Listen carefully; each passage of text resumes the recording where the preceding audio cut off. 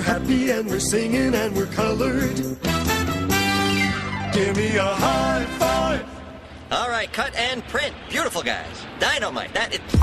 So, yeah, if you guys want to get one of the Dang Bros shirts, they're live, mostunderratedpodcast.com. If you want a fitted look, like similar to the one Dal has on now or in the promo pic on the website, if you check that out. I'll stand up. If you want that fitted type of look, go true to size. This is a large right here. That's like a true to size, what he normally wears in the t-shirt. If you want a little bit extra room, maybe you want a little more length, you want a little bit more room up in the sleeves, you're going to want to go with an XL.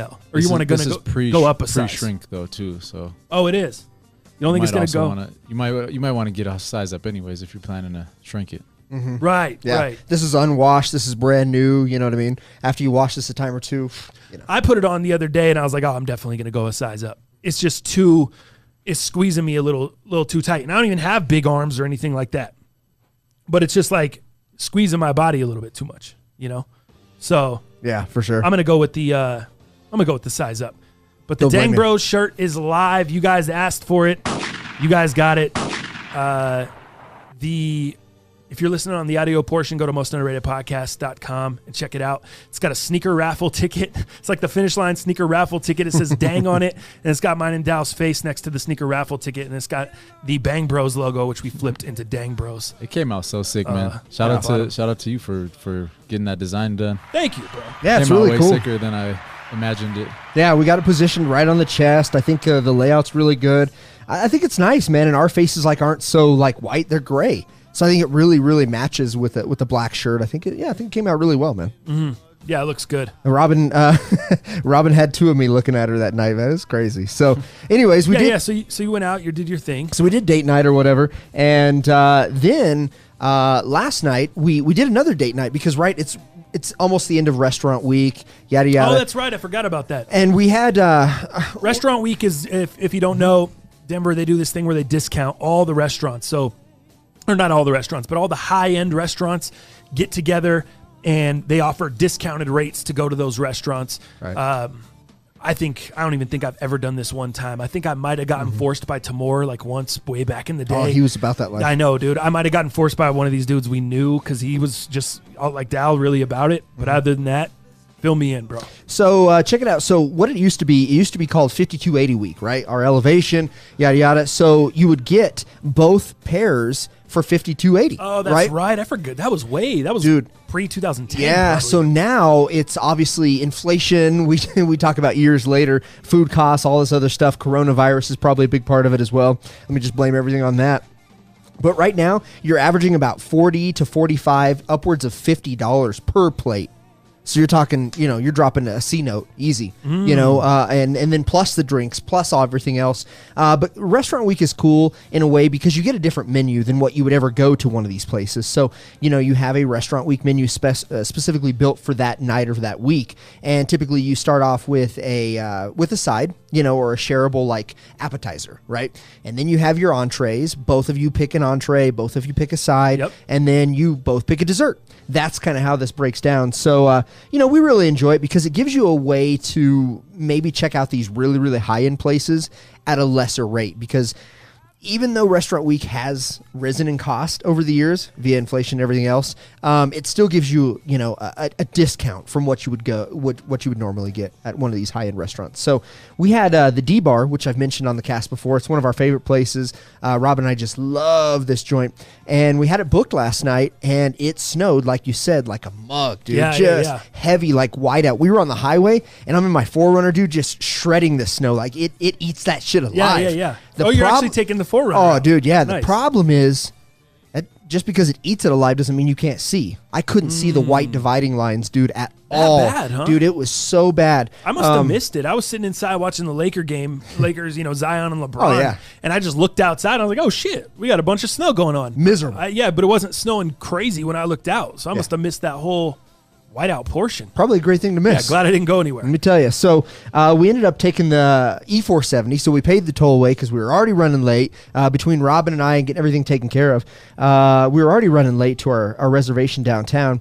And so we take the tollway, And dude, I can't see anything. It's a whiteout, and I'm kind of white knuckling. Yeah, Robin's over here, not stressed at all. She's like, "Well, let's just get there, babe. Everything's gonna be okay." I'm like, "You're not even driving. Get out of here." But finally, where the tollway merges, the 25 is what gets you obviously downtown here. Yeah. That highway, and it's sucky highway. By that time, then you have all the lights, like the street lamps, so it's all lit up. So you've got reflections everywhere. So that makes it even worse. Oh yeah, and I'm it's like, already babe, super bright. babe, with I all can't the do snow. this. Yeah, I can't. Seriously, I can't drive through this. Like, and I've got. So you pulled over and let her drive? No way. No, I didn't. You should have, dog. And what I do got. you mean you can't? I do got this? perfect vision. I don't have glasses. Nothing's reflecting off my own shit. And I'm like, "What do you think, babe?" And she's like, "You make the call. You're driving." I said, "We're not going all the way downtown because you've got to think about what it's going to be like when you're done with dinner." You know, Right. let's say 2.5 hours later. You know, you got to think about that as well. I wonder and how shit. many people canceled. And I can't see. So, long story short, we pulled over to Dry Creek. We took the Dry Creek exit right next to IKEA and kind of pulled off there. And we kind of tried to map out, like, well, shit, what do we do? What are we going to do? And there is a steakhouse, like right next to the exit there. And it's called Eddie Merlot's. And we're like, shit, man, this has got great ratings. You know, let's see if check we it can, out. Let's see if we can get in real Yeah. quick because people have probably already canceled. Sure as shit, we get in there. She gets the filet mignon. I get the porterhouse, dude. And we have a great meal. It works out. I would say the steak wasn't as good as we've had. You know, we've had steak at Del Frisco's. We've had steak at Shanahan, some of the best places here. Yeah. This place was good, but it was subpar in comparison. Papados is great too. Is I it? love Papados. I've never had the steak at Papados. I get surf and turf there when I go. Oh man, great stuff. That sounds tight. Yeah, Papados. So anyways, yeah, man. So long story short, a bad night ended up being a great night, you know, and we had a great dinner and we were able to take some steaks home to the dogs, dude. So they were pumped. Yeah, it ended up all right, man. So weekend kind of turned out better than what we thought it would. What are you talking about? Tell me about this dog situation. Oh shit. What do you mean weekend turned out better than I thought? Oh my God. What do you think we're just glossing over this? You're really lucky I knew about this before. Yeah. Because I'd have been pissed off if you didn't bring this up. Saturday morning What do you was weekend, one of yeah, the- it just turned out great. Just Saturday morning Gosh, was one of the lying worst to you guys. worst mornings we have ever had. So, as these people know that are locked in, as you guys know, as Jalal might not know, because I think Stringer was with us at that time. That being said, we fostered animals, right? We fostered puppies, you know, the past, you know, few months back or whatever before we got ours. And you guys are like doing this give back thing. yeah, and- just trying to help out people, right? All these rescues are full, you know, and when they're rescuing dogs like in the south of like Texas, Yeah, and, yeah. you know, and Oklahoma and all these Yep. places that just have so many damn dogs. You know, we're there to care, and by I mean Robin. Robin cares, and she wants to help everybody out, and especially animals. So through that course of rescuing these animals and fostering them, we may have had something infest our house. Dude, you came in and told me Saturday, and I was like, what are you talking about? Should I send Jalal the picture so he can put it up while I'm explaining this? Yeah, Sure. All right, let me do that real quick here. So okay, let's go back to a couple weeks ago. So our new dog that we rescued, we found a tick in her A couple weeks ago. A couple weeks ago. Okay. So we pulled it out of her, you know, no big deal, crushed it. We're all good.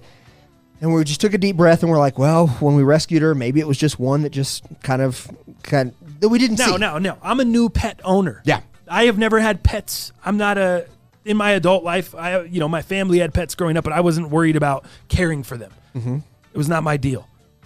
Now that I own my pet, how do you know if your dog has a tick? Are they going to know? Would I know? Would I see it? What do you look for? Yeah, I mean, ticks are pretty small. Since you told me this, I'm looking at my dog. Every time he's itching, I'm turning around like, what's going on? What's going on? I'm asking I'm like, look at him. Did you hear what happened with Dallas? What's going on? And I'm freaked out the past couple of days. And I told you that Saturday. I was like, Dallas, I wish you would have never told me this. I wish you would have never showed me this. Because I'm the kind of guy that you talk to me about some cat hair. All of a sudden, I think I got cat hair in my mouth. Yeah. While I'm eating. You know, if you talk to me about this situation, you're that bugs guy. crawling. I think I got bugs crawling. You know, I just feel itchy. You talk about itching, I'm feeling itchy. So, go ahead. All right. So we find this tick in her, and we crush it, get rid of it. We think we're all good. So at that time, we don't do a deep scrub on the house, but man, we start vacuuming. We get the sprays. We start spraying the whole damn thing down, and we think we're okay, right? Yeah, I think we're okay. And then like a week and a half after that, Robin's sitting down, and randomly she like feels on the couch or what? Yeah. Just watching TV. Okay. Yeah, so she randomly feels something crawling on her arm, and she's like, "What the hell? Ants, whatever. It's cold. What's going on? It's not even tick season. It's not even insect season. For God's sakes!" And she literally catches a tiny tick crawling across her arm. Oh, and bro. she freaks the hell out, dude. I hear the most heinous scream that one could ever hear. Yikes. And I'm trying to calm her down, but I'm at the same time, I don't want to like give her a hug because I don't want to get no ticks on me. Right. It's a crazy you don't, conundrum that I have to face here, I'm like, oh my God. This, as you see on the screen here, Jalal pulled it up a little too early here. Ticks are pretty small. I thought you just said she had something crawling on her. Not that. Oh. So she had a little tiny one crawling on her. And at that time, dude, we're getting cleaners. We're doing the whole thing, so we do a mass clean yet again. It's the worst. Friday morning, we wake up. We're hanging with the dogs. They're on the bed. Everything's fine. And the dog gets up from the spot that he was in. And that in which you see on the screen there was right under where the dog was laying. No way. Now, ticks are normally never that big. Never, ever, ever. They're tiny. They're microscopic in some cases, right? Don't pull up a comparison. I don't want to know. I don't want to see what a normal tick, Yeah, they're not. So they're not that They're big. not big. That's like a raisin. Okay? That is a tick right there. Yeah, it's like a quarter of the size of that marker. Yeah, so that's why I took the picture next to the marker, so you just kind of get an idea of how big that sumbitch is. But so that tick had to have been on my dog Zeppelin for maybe even when we were fostering those puppies. Wow, because, dude, it takes a long time for a tick to get that big. I mean, they engorge on blood of whatever host that they're in. But for something to be that big, like I think it took a little bit of time. And I think it just dislodged from the dog. Immediately we took him to the vet. Do they have any more? We got him on tick medication, and you should have seen what we did with the house that Saturday, right? I was only here for a short amount of time. I told you the whole story. Yeah. We got the sample. I was like, why are you here? We took some fit pics. I would have not even been here. I would have shut down all operations. We did. We did. Dude. And we got back to the house, and we were tearing out cushions. We were burning shit. We were lighting things on fire. We were putting stuff in the laundry, because the cold air and the hot water obviously kill these things. And then we were buying sprays. We were spraying the areas. We were spraying bathrooms. We're just de-bedding everything. So, dude, we had the whole house fumigated. We're on the right track here. Dogs are on medication. So if they did have a tick, based off the medication, what happens is the ticks obviously just fall off and die now because they're medicated now. So that won't be an issue any longer.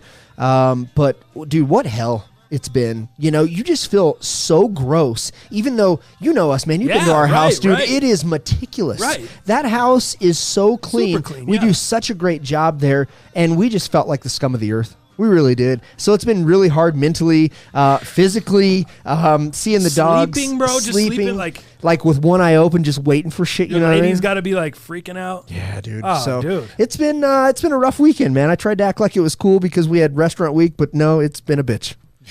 Dal got bed bugs. No bed bugs. No bed That's what bugs. John King said. Let's see. Fail Beast. I can't wait to take my missus out on a date night with the Bang Bros shirt. She'll definitely want me to go up a size for that extra length. Hell yeah. Oh, funny. Oh, man. Might have to get the crib fumigated. You can get Lyme disease from ticks. Joey Magana in the chat. Yep. Doghouse Dallas Ticks. Thomas Cervantes donating $4 in the chat. Wow. Thank you, bro. We need to get him some.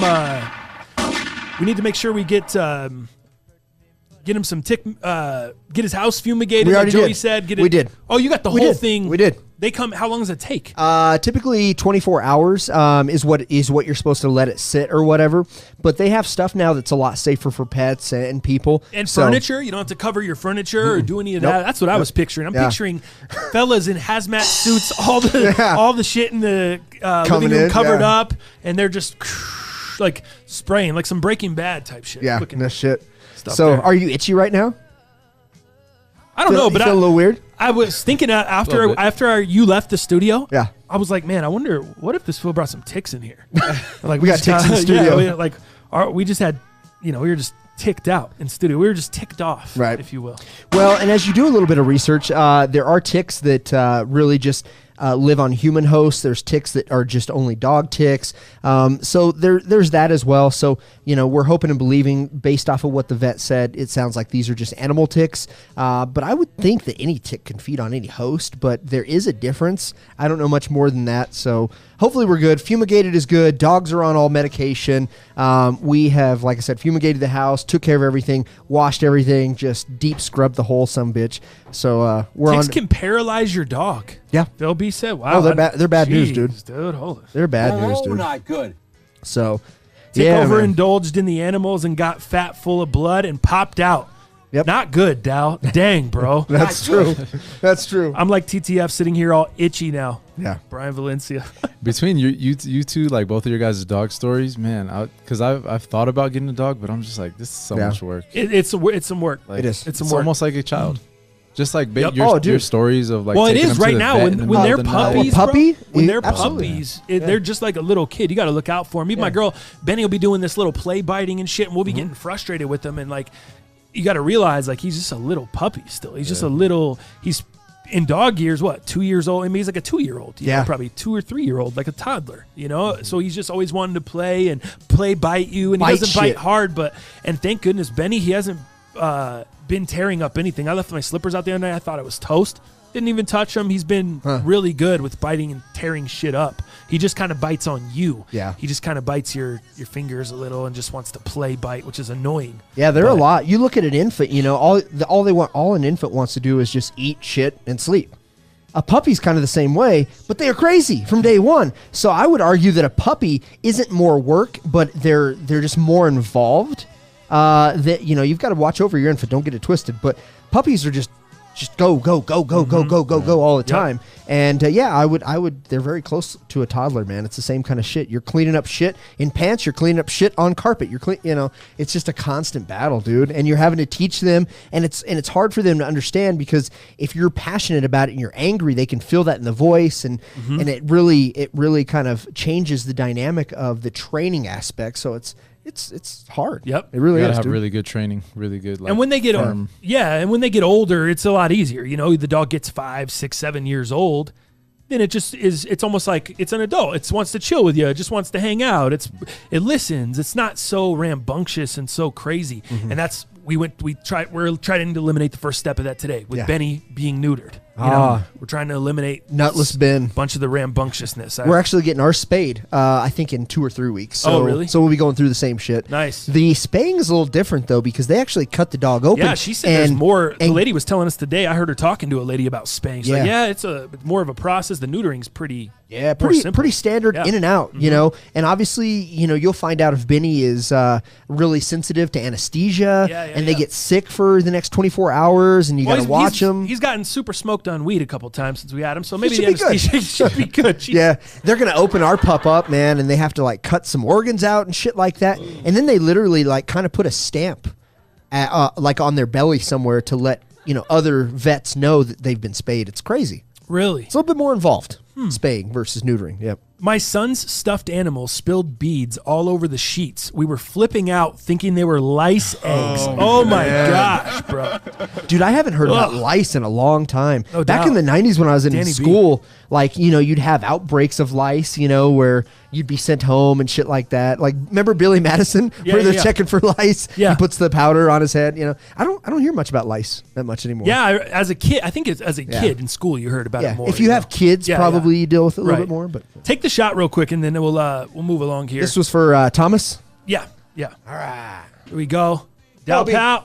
Oh, too hard. Just a little bit too strong on that one, Dow. Take that L on the way out. Take that L on the way out. It's because I'm a little bit lighter. Did you notice?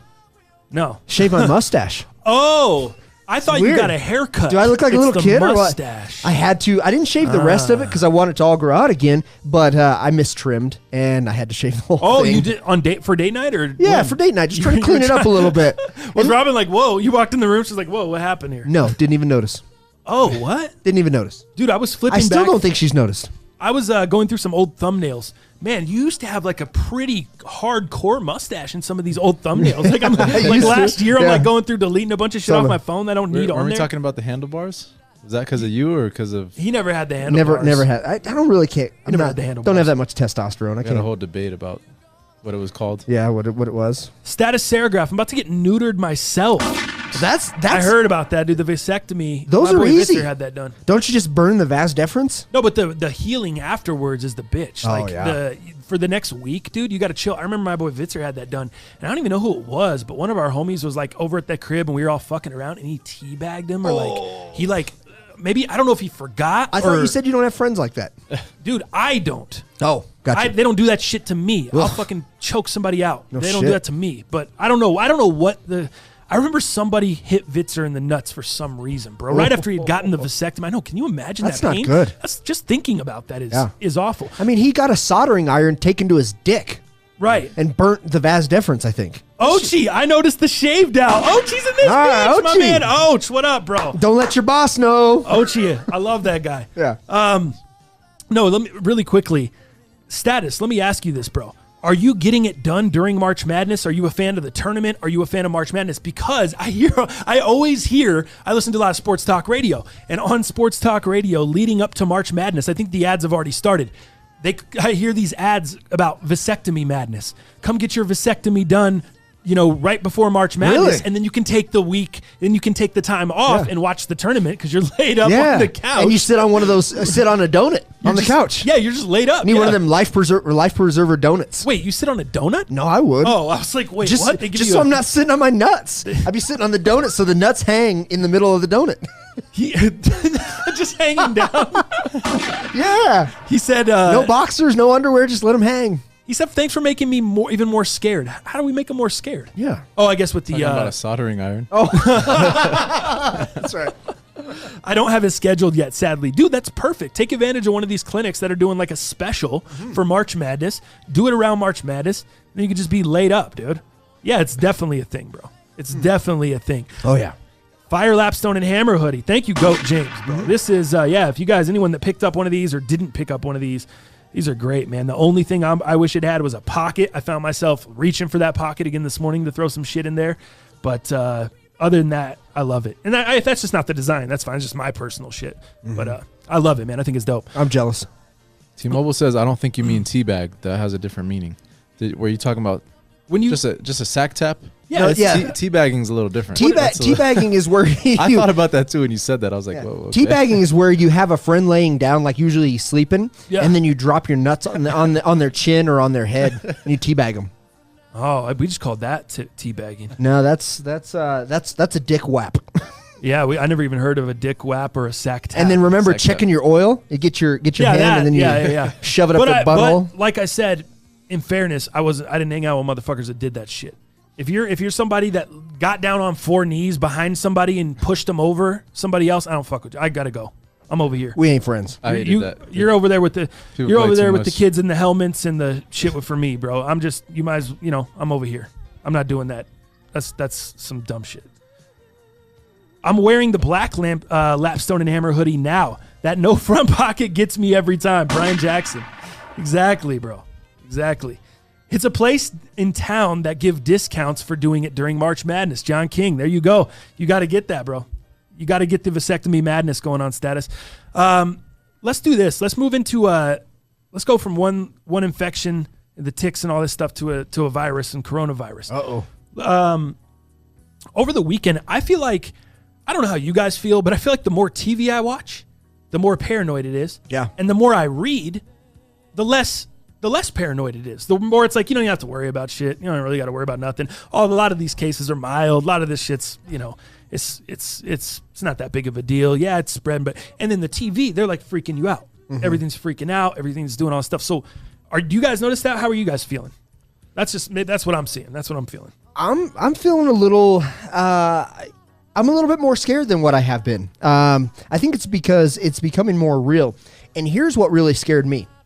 So Italy, Europe is really getting hammered with this, right? And I think they're having more intensive testing done than maybe elsewhere, especially the U.S. And I think Jalal knows a little bit more about it than I do. But I don't think the U.S. even has a lot of or very well equipped with testing supplies for the actual virus. Now, that being said, here's what kind of got to me. So check this out. Italy has recorded the largest 24-hour spike in coronavirus cases since the outbreak took off last weekend. Authorities announced cases have jumped overnight from 1128 to nearly 1,700 cases, and that's nearly a 50% increase. Wow. So in Italy? Yeah. So just that rapid growth. Now, maybe more people got tested, more things came out. I don't give a shit. When you have growth rates that fast overnight, it's a little eerie to me. That's a little scary to me. And as you start seeing and hearing like Lysol sprays, sanitizer, right, toilet paper, like not being able to order that, not being able to see that as much on the shelf, because you even have people in the U.S. obviously preparing, because we've had outbreaks in New York now, Washington State, Texas. The newest story this morning, dude, they let I think it was a lady out of the hospital in San Antonio, and then she was out in the mall for between a 2-hour, like 5 p.m. to 7 p.m. San Antonio time, and then went back to the hospital, and now they're keeping her. And she had corona. So now all those people in the mall, like it's... Might have been exposed. Yeah, it's just bad deal, dude. And it's just rapid growing, dude. And I think this is a lot worse than the bird swine flu that we talked about, SARS, from a just global wait. side. Didn't last week you say it's going to be like the swine flu? It's going to be here and gone, man. I Don't think even it'll worry, go dude. away. This is going to be just like the swine, dude. But I I ain't think, really that worried. I ain't ordered no supplies. I ain't doing nothing. Remember that? Remember that? I know. Because Jalal was the freaked out guy. And then you kind of were... Not necessarily opposite of him, but you were just like, I'm on the fence. I'm like, whatever. But then you told me the other day, you're like, dude, I'm looking up, I'm researching, can it stick to surfaces? How long does it stay on the surface? All of this stuff. What do you find out about that?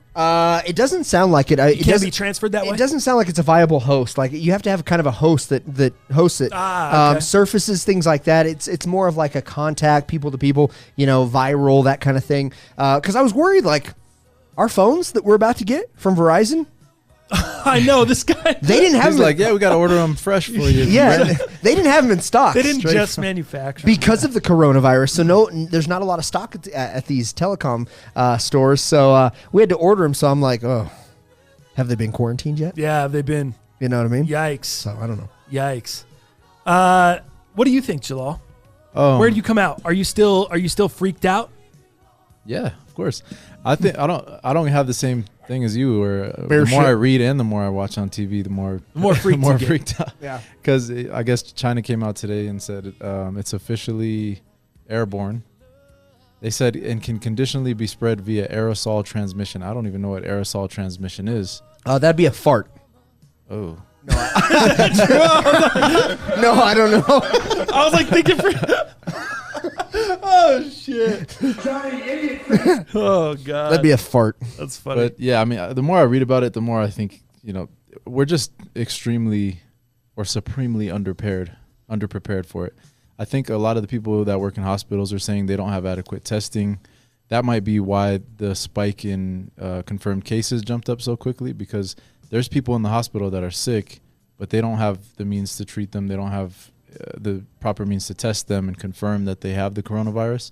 And, Trump and everybody's just like, oh, we got it under control. And we don't. Like, the CDC is saying it's just a matter of time before it starts to impact our daily lives, school closures.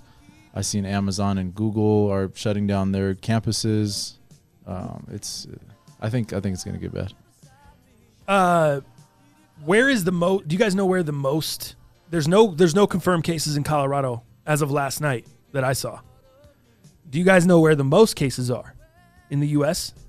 Someone said in the chat, stay out of Washington. So I don't know if that's. I think California has the most. I think California has the most, yeah. Between up north, San Francisco area, and Santa Clara or Santa Clarita, something like that. Yep.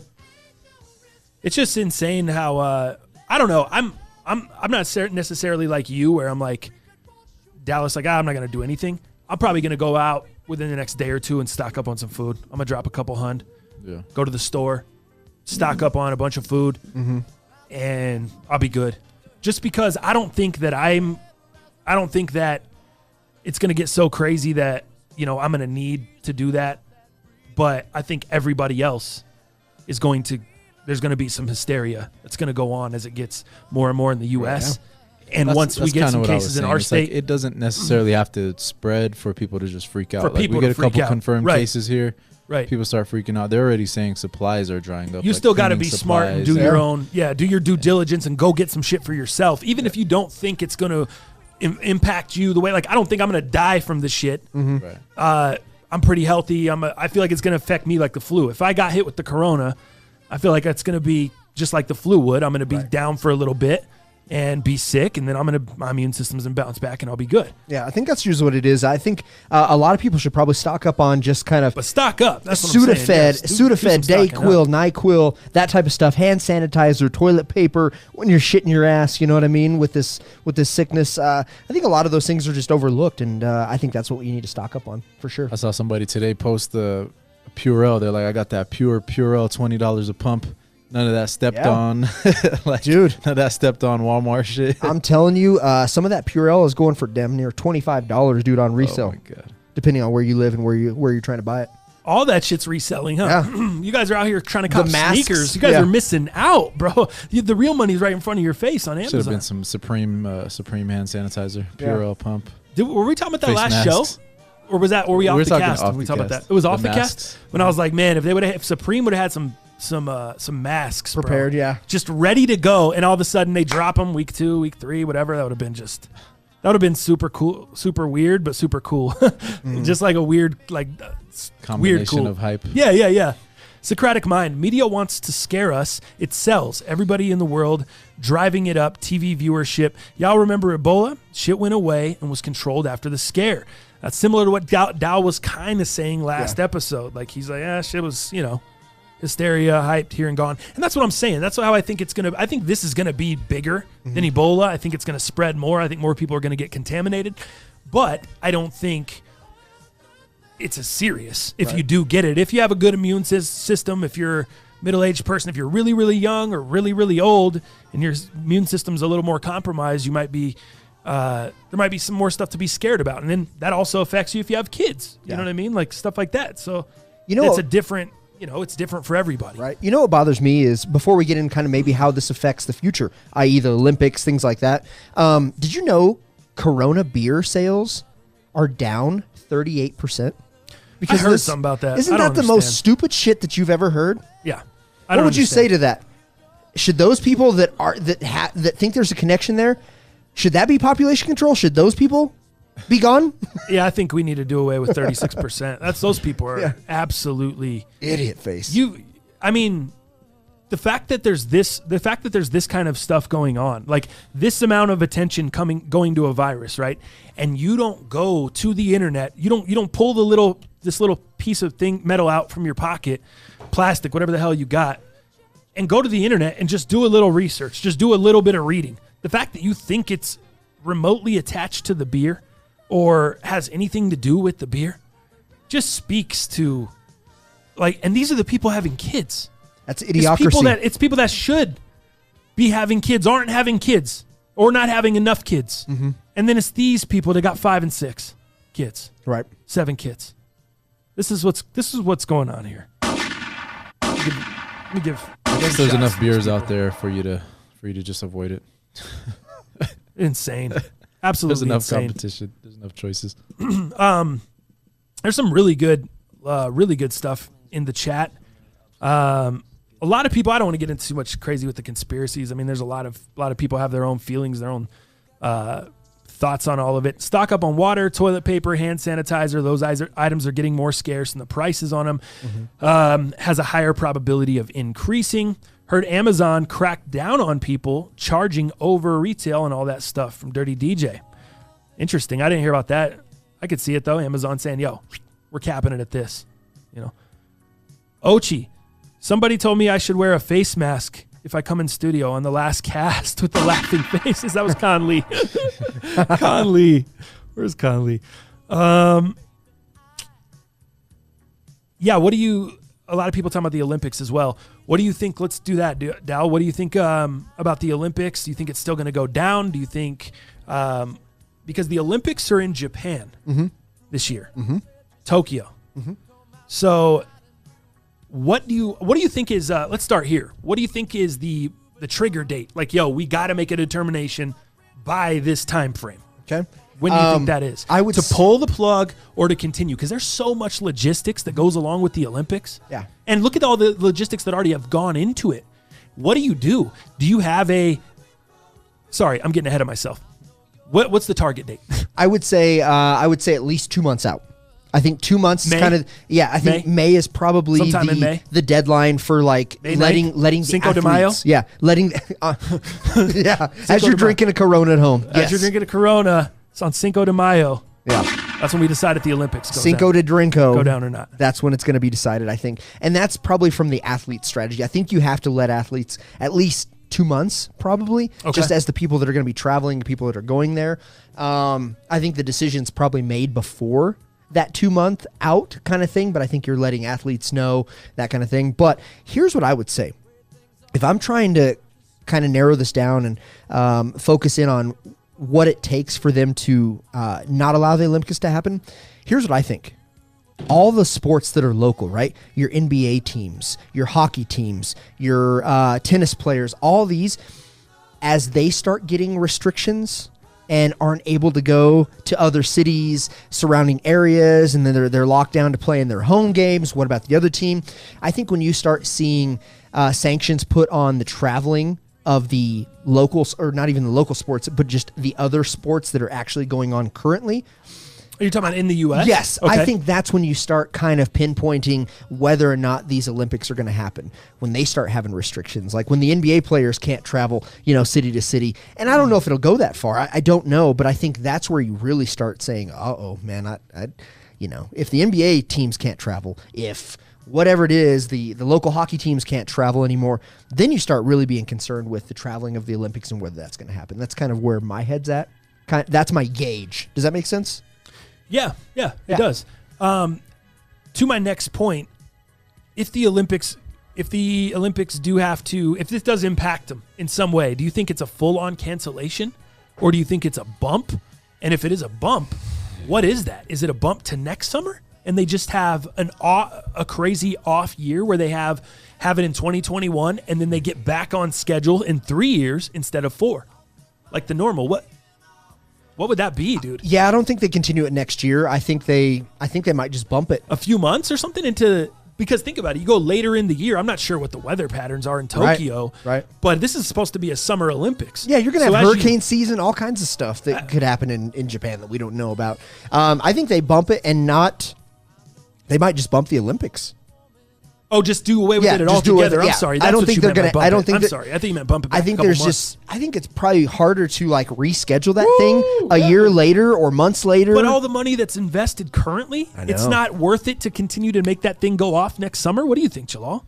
It's only been canceled 3 times, and it's been due to world wars. Oh, really? So I don't see them canceling it. Straight canceled due to world wars. Right. Only 3 times in history. 1916, 1940, and 1944. World War I and World War II. Yep. I wonder what the around AIDS, around the HIV. I wonder what was it on off years? Was it close enough to the Olympics, or did it impact it at all? I'm not. That's the thing. Not This old is enough like to know. right in the middle of it. Right. Crazy, man. And they're set to start like July, right? Yeah, Summer Olympics, man. Yep. What Summer is your Olympics, it goes answer? down. What do you think? Months? Is it a couple months? Is it a few My months? prediction, I would say they would. Damn, dude. Before Jalal told me that, I would say they would do it the following summer. What's the issue? You bump it a whole year. All this stuff blows over. We're done. We get a summer 2021 Olympics. You still have the TV partnerships. Nothing gets wrecked. Everything's still okay there. A lot of the venues that you have reserved for the Olympics or that you hold these events in are built for the Olympics. A lot of this shit is built other than some of the stadiums and stuff. So it's nothing that's not booked out for 2021, I wouldn't think, right now. I think you'd be able to still book that out and still, I don't know, just feels like it'd be a move it a year and then just have 3 years in between and have the next one go off in 2024 just like normal. What I also think is maybe like, you know that in the past, like certain countries have pulled out of certain events, certain for certain shenanigans, but does that say maybe does the U.S. pull out? And you still have other countries competing in the Olympics. You might have that dynamic, but you know who won't pull out? Russia. Why not? Russia doesn't care. They don't give a shit. They're on steroids. They're on steroids. They're ready to go. Wait, are they just had sanctions? Is that for? Are they going to be able to be there anyway? I don't think so. So they just got. I don't know what the exact sanctions were, but I saw all that shit come down. Yeah, so you may see some countries pull out depending on what the Olympics committee decides. I don't know. So you might have that as well. Let's move along. Let's go to Drake. Over the weekend, Drake dropped 2 new records. I thought for sure. I told you about it. You're like, I didn't really check it out. I was like, maybe you should spin them through so we can talk about it. You're like, I think Jalal will be on it. Yeah. Jalal rolls in. Hey, what's up, Jalal? Did you check out the Drake records? No. Nope. Didn't check them out. So I had a crazy weekend. I was up in Greeley handling some stuff. what does that mean? Handling some He stuff? handles you can't a lot just of say stuff. you're up in my hood Yeah. and handling some stuff and not get into specifics. That's your hood? Yeah, I grew up there. I went to high school there. I went to college there. I went to middle school in that bitch. I did some elementary in that bitch. Like that though? That's where I grew up. What do you want me to do? Oh, you said Jalal? elementary too? Yeah. What do you want me to do? I only knew you went to college up there. I didn't know you had high school and all that other stuff. Oh yeah. Nah, Dude, but the good thing about Greeley, before you continue, not to sharpshoot you, Go ahead. Vitzer, Edgar, a ton of friends, bro. A ton of my boys that are still my boys to this day. Chonerman, going to Vegas, P, Trav. A lot of my boys that I went to school with up there and grew up with, they're still my boys to this day. And that's that. I don't know if that's that small town mentality. A lot of those fools still live there. They didn't even leave. At least I left. I was just like, hey, I'm destined for some bigger shit. I can't be. Yeah. I'm not destined for cow shit. Destined for some bigger shit. Dude, that smell is for real. It is for real. Everybody always talks about Greeley with the cow farts and stuff. I thought it was just The cow farts. The cow. Well, Just the feed yards. yeah, and the shit. feedlot. And I like the cow farts though. it's that methane, man. You get used to it when you live there, but then and it's not as bad as like because people that just travel there, obviously it hits you in the face instantly. Yeah. When you live there, it's not like that all the time, but then when it does, you blows That in from wind the blows east. in, yep. You're like, oh shit, man, feedlots and shit, and yeah, a lot of cattle ranches, and a lot of meat plant back in Montfort. Meat plant is up there. The Montforts, their whole distribution is up there, and they own the Rockies. I mean, it's a huge operation. So yeah, anyway, you're up in Greeley. Yeah, man, we just had a crazy part. Greeley's different. I don't know how it was when you went out there, but we threw a college When I party went up out there. when you lived Yeah, there. there you I'm go. sorry. Yeah, You Like grew it up was there. 20 years ago. right. It was Fort crazy. Collins and Greeley, yeah, different. We had a packed out party. At a sold- venue? Yeah. What we had venue? Can you say it? Millennium Event Center. Oh, I don't even know where that's at. This is some new shit. Where's that at? It's kind of like a hall. It's just like a hall. They do different events up there. I'm sure they On have like 8th? weddings and Or stuff. like, is it over by yeah, on 8th. on the college and shit? Oh, Yeah, okay. you don't know about that? The other side is the Elks Club. No, I was like, what? You know about this shit? No, I don't too? know about it. Yeah, okay. Packed out, but it's not a party without a fight breaking out. So at the end of the night, fight kind of broke out. Big crowd. There was two dudes, but everybody's kind of jumping in, and this dude got stomped out. But somebody sprayed some mace in the air, so everybody's running out. But Sprayed mace in the air at Wow. the venue? it was like up in the air. You see like a big Cloud? cloud of mace, and I was like, oh, trying to Oh, like get away damn. from it. But I we were wish I trying to could've break seen it up you. at the same time. Yeah. And then it just hits me in the eyes, on my hands, my face, everything. Oh, I was like, dude. my face was burning the whole Was night. it? Yeah, I went home, took a shower, it was burning even more than. Wait, you drove all the way back from Greeley maced up a little bit? Hell yeah. Oh, that sucks, dude. That's I wasn't the gonna stay worst. in Greeley. Right, of course, but Get in, that handle sucks, business, and bro. get out. So you're just burning all the way home? Burning all the way home. Some people got it way worse though. This kid got hit like directly Oh, in I his bet, eyes. bro. And he's like, he I was bet. crying the whole time. Like, Yeah. That shit is. Well, who the fuck is doing that, bro? Dude, like, when I was downtown doing what are doors your- way back in the day, Yeah. we'd have cops break up things when it got too out of hand. Yeah. And Maybe spray like mace. they would do pepper bombs. and then they would just drop a pepper bomb in this. If you had It's like so a lot extra. of people, oh Like, my it's god, not necessary. this stuff is so intense, dude. Dealing with that, Yeah, exactly. That's the only time I've really gotten involved with you mace. can't is do I- anything. You know, you're out and the cops come break some shit up and It's spray. just a little scrapping. You don't need to spray pepper spray on Yeah, everybody. what kind of bitch made Like- dude? That's some bitch shit. Bitches carry mace and police carry mace to break up situations. What are you doing? It might have been one of the security people because they're a little. Oh, really? The whole night I was looking at. I was gonna these say, guys what, like, what's up? what civilian is just Yeah. rolling in there with mace? That's embarrassing. So we got to get some new security for. We're doing another one next month. Are you just throwing We're some? gonna run it back. it was pretty lit. Same so- place? Yeah. It was pretty lit. He said, "Did you guys get your money still and everything was cool? Oh, yeah, they didn't, nah, they it didn't was clip all you good. on funds or nothing like that. Nah, we getting our money at the end of the night, man. That's good shit. So you're just throwing the party, just DJing, like just throwing the. We got two DJ. You know, you saw DJ Victory and Yeah. DJ Ambitious Boy. We And- kind of just it's like a team. We just go to different events. But you're not Boulder having and- any artists, no rapping going on. Sometimes. No. Oh, and you Sometimes just book I some. think next month we're gonna have a couple artists come out and host it. Oh, okay. So you'll So- just pay them, and then And get then- it. You're in the promotion side of things, huh? Yeah, man. Nice. Good shit, man. Good shit. But yeah, that's why I missed the Drake. It dropped like right in the middle of that party, so right. still haven't heard it. Oh, you still haven't even heard it. Maybe we could play it. I can't play. Are you kidding me? Maybe we could play it. Well, I guess we're getting clipped for copyright on everything else anyway. It's not like it really matters too much. But Dal, you said you enjoyed it. Yeah, You said it was pretty good. Yeah, man. I even kind of took some notes for you. So let me pull those down here because I'm not a big Notes? Yeah, I'm not a big hip hop head like 90s hip hop, Old school hip-hop. old school like Yeah. you know I'm that through and through. But this new shit, like I don't feel a lot, so I don't mess with it a lot. I just go back to what I know. But I try to learn. You know, Yeah. I try to get on some Roddy Ricch shit and I try to understand it and I try to see what good they can offer. But that being said, when I look at this Drake, so I actually watched the video. So the video kind of breaks it down and kind of puts both songs into kind of one set. And the video is cool because video for me tells a story because sometimes I get lost in the words and I can't really, I can't focus on the wit and everything that he or she was trying to say. So watching the video kind of brings it all together for me as well. So watching the video, I really enjoyed it, man.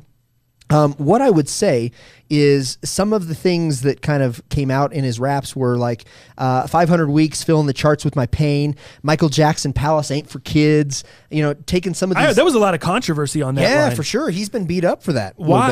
bit. So here, let me hit that really quickly. Mm-hmm. The line. Let's see. What does it say? Michael Jackson shit, but the palace isn't for kids. Still women saying it's childish the way that we live. Mm-hmm. That's the entire bar. Everyone's going in on and going in on him for basically saying Michael Jackson's a child molester. Yeah. And to me, this feels like what? We're going from all the shit that M said in the late 90s, and now we're crying at this? Really? Like, any rapper with a hard bar that's a little bit offensive towards the fuck out of here. You're fucking coming on Twitter and crying towards Drake. He's cutting out Michael Jackson. Really? That's a fucking, bar. that's all it is. embarrassing, bro. Go look in the mirror. If you tweeted anything about that and you were offended by that, go look in the mirror at yourself. Go look in the mirror at yourself in disgust. That's embarrassing. Yeah. Who cares? Oh, it's a bar. Michael's not here to defend himself. You think Michael would come defend himself? You think Mike's coming out to defend himself if he is here? Stop it. Stop it. Maybe he makes bad number 2. Nonsense.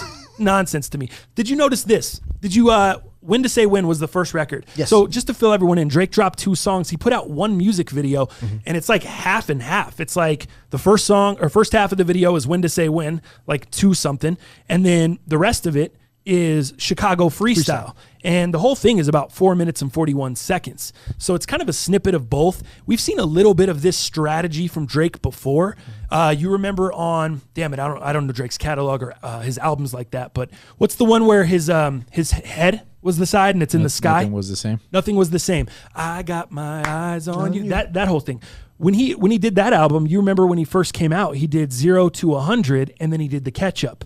All on the same record. Remember that? Similar strategy here. That's what this reminded me of. I'm not sure if he did the videos the same, but I remember the song release was similar. You had to go find them individually if you wanted them individually. When he dropped it on YouTube or whatever, they were kind of split or whatever. So that's how this rolled out. Very first thing that I noticed instantly on When to Say When, the production. Did you notice anything about the beat? When the beat comes in, you notice that you hear that sample? Yeah, a little Kanye. No, it's not Kanye, but I know, but it style, right? resembles. You know who it is? You You know where who Swiss else Beats? sampled this? Swiss Beats? Not Swiss Beats. Damn it. Just Blaze. I'm trying to be cool. Just Blaze sampled it. You know who Just Blaze sampled it for? You tell me what to do. You know. By any means. Jay-Z, Jalal. Song cry. There you go. Song Cry even gets the record. Jalal, nice job. Nice job. So look at it right here. Here's the J record. There's the actually the sample, and they play the whole thing pretty high volume. It's not kind of buried underneath like the Drake's production. And you notice as you move forward through the Drake record a little bit, it's a little bit buried underneath. There it is. That's kind of how the drums. Yep. They flipped it a little bit different, but it's the same Song Cry sample. Let's go back to Jay. This is how it comes in when Jay starts rapping. Right here. Similar. Yeah. But Drake's has that updated sound. More like kind of modern, new. Yeah. But I really enjoyed that. And that's the very first. So it took me 5 listens through before I could even get to what he was saying, because immediately that production punches me in the face. I hear Song Cry. Now I want to pull up Jay-Z and I want to compare the two beats. I want to see how 40 engineered this one, versus how Just Blaze did this one. And that's just the producer in me, and I enjoy breaking that shit down like that. So that was that's the most thing that I took from the record. His bars, cool. Yeah. Song, cool. I enjoyed it. Some wit in there. Yeah. Some good bars and just this solid mellow record. It would be it would be a John King type of cruising around in my Cadillac type of record. Just cruising around, very chill. When to Say When. That was my impressions of that one. The other one, Chicago Freestyle. Anything jump out to you there? The hook. What about the hook? It was great. I don't know. You just loved it. The melodic of it just took me, and I'm like, instantly, I was in. I was addicted to it. I was like, oh man, that's a real nice hook. Damn, It hooked you in. Oh yeah, I was hooked. Did you hear that, Jalal? No, what? The hook? No. You hear Blame anything the about hook. it? Just a second, because I don't know where the hook's at, and I already have it queued up to make my point really quick. So let me do that, and then I'll jump back to yours. The hook is like a gentleman kind of singing, right? Yes. This is what I noticed about the Drake record. He flipped Eminem Superman, which we were just talking about With Jay. the other day. He flipped Superman, Eminem's song Superman. He basically flipped that line. So here's the Eminem record. This part. That part, right? Yeah. This is where Drake is laying on the couch. He's sitting down on the couch when he flips it. Yep, exactly. So that instantly, and here's how Drake. There you go. Saturday through Sunday, Monday through Sunday. Yep. Maybe I'll love you one day. This is great. Oh, I'm excited to go and listen. Oh yeah, there you go. Got Jalal's you all pumped. excited. Yeah. Oh, here you go. Here's the hook. This is what Dallas really loved. The sample. Sounds like Hosier, Yeah, it does a little bit. right? Oh, maybe. Take me to church. Yeah, sounds like Hosier. I don't even know who it is. I love good hooks, dude, or samples, whatever. This, I was like, oh yeah, I don't want to. super soulful. I don't want to spoil it too much for Jalal. I'm But excited. Are you excited? Sounds fire to me. Yeah, man. So both of those records, I thought both extremely strong. I thought he would drop maybe like a Nah, sample though on there. kind of like a street single or like a pop single, like a radio, like a God's Plan type of record, and then drop a slower melodic type record. But he just went with 2 very chill records. Both of these are so chill. The sample is chill. The vibe is super chill on both of them. He didn't go with any club shit. And it's funny, you were like, yeah, Luda had his shit hooked up at the venue, and I told him, new Drake dropped, and you're like, I was like, well, good thing you guys didn't decide to go look it up and try to play it, because it wasn't really club shit. Like, it wasn't stuff that's going to be slapping in the club. It just wasn't. It wasn't. Maybe something to fade the night out. Yeah, and see, that's the Drake I like better. And because I was never a huge fan of Drake, but I know he's super talented. I'm cool with it. But this was what I like. I can get with this. Yeah, man. It's that was I liked both the records. What'd you guys think in the chat? Schoolboy U, $1.99. New job has me missing live shows. Keep it up. Oh shit, we missed Con Lee too. Con Lee, $2 in the chat. Right, actually, Con Lee, shit, $4 in the chat. One of them, conspiracy. China's trying to reduce their population. And then the other one, China is ethnic cleansing of Muslims. They're evil. For $2. Wow. That's what he thinks in the chat. That's what he thinks about coronavirus. 2. That's why they're issuing coronavirus. I think the shit is... Conspiracy con. Conspiracy con. That's a good conspiracy con. AP sup fools. Can we move the show back to 1:30 so I don't miss the first part on my lunch break? We might be moving the show. We may be moving the show to the evenings. I don't know. We're still kind of discussing that shit and ironing it out a little bit. Two Fly Daniel I, great producers paying homage to great producers. That M flip at the end was dope. John King. I agree, dude. I thought that was super sick. Let's see. Specs BV, the fact that it's not even a shot at Mike is hilarious. Forget all the other nonsense. Drake just saying he got a big ass property like MJ. Part of MJ's was literally an amusement park for kids. There you go, Specs. Yep. There you go. Tell him, bro. Spec gets it. Break it down for him. Long-time listener, first-time chatter. What up, fools? What up, Nick? How you doing, bro? Monolithic Kick, social media butthurt. Exactly. Mm-hmm. Exactly. More viewers in the evening. John King said. We've talked about that. That's probably true. We've talked about that. All right, let's see. We're into the show. We got an hour to go. Hey, what about Nalong 55? What happened to JJ Springsteen? Dude. Nalong 55, where have you been, sir? Tuned out for a while. Oh, yeah. Sir. So where have you been, Where have sir? you He's been sir? catching up. He probably had like 50 episodes. Yeah, he's got to be 40 episodes behind at least. You're probably a few episodes away from figuring it out. Stringer's good, dude. Yeah, Stringer's awesome, He man. went to go be a firefighter, man. He went to go do he had his EMT? his own stuff that he wanted to pursue. He never looked at this as like a career path or something he wanted to be entrenched in doing. And when you want to try to do this, you're not making a ton of money, so that's how you have to look at it. And that's cool. That's fine that he didn't, man. He just had to go his own direction and do his own thing. So we still keep up with that fool too, man. So maybe one of these days, on one of these Supreme seasons, we'll bring him in and have him talk about whatever with Supreme. I think that'd be hilarious, and do a little update with him. I wonder if he still keeps up on it. Yeah, if he does. If he still keeps up on it, that'd be great. Part of my weekend, we kind of talked about weekends earlier and what we did. Part of my weekend, I caught up on a ton of, I watched a ton of college basketball, just trying to prep for the tournament. We're going to have some tournament talk, obviously, going in next week. Selection Sundays this Sunday. So we're going to have that going, and we're going to start a March Madness tournament. So be on the lookout for that if you guys want to join. We'll have that available through Play Balto, and then you can just send over the money to mostunderratedpodcast@gmail or Venmo. Whatever's easier, but we'll store it all that way and kind of have our tournament there. But,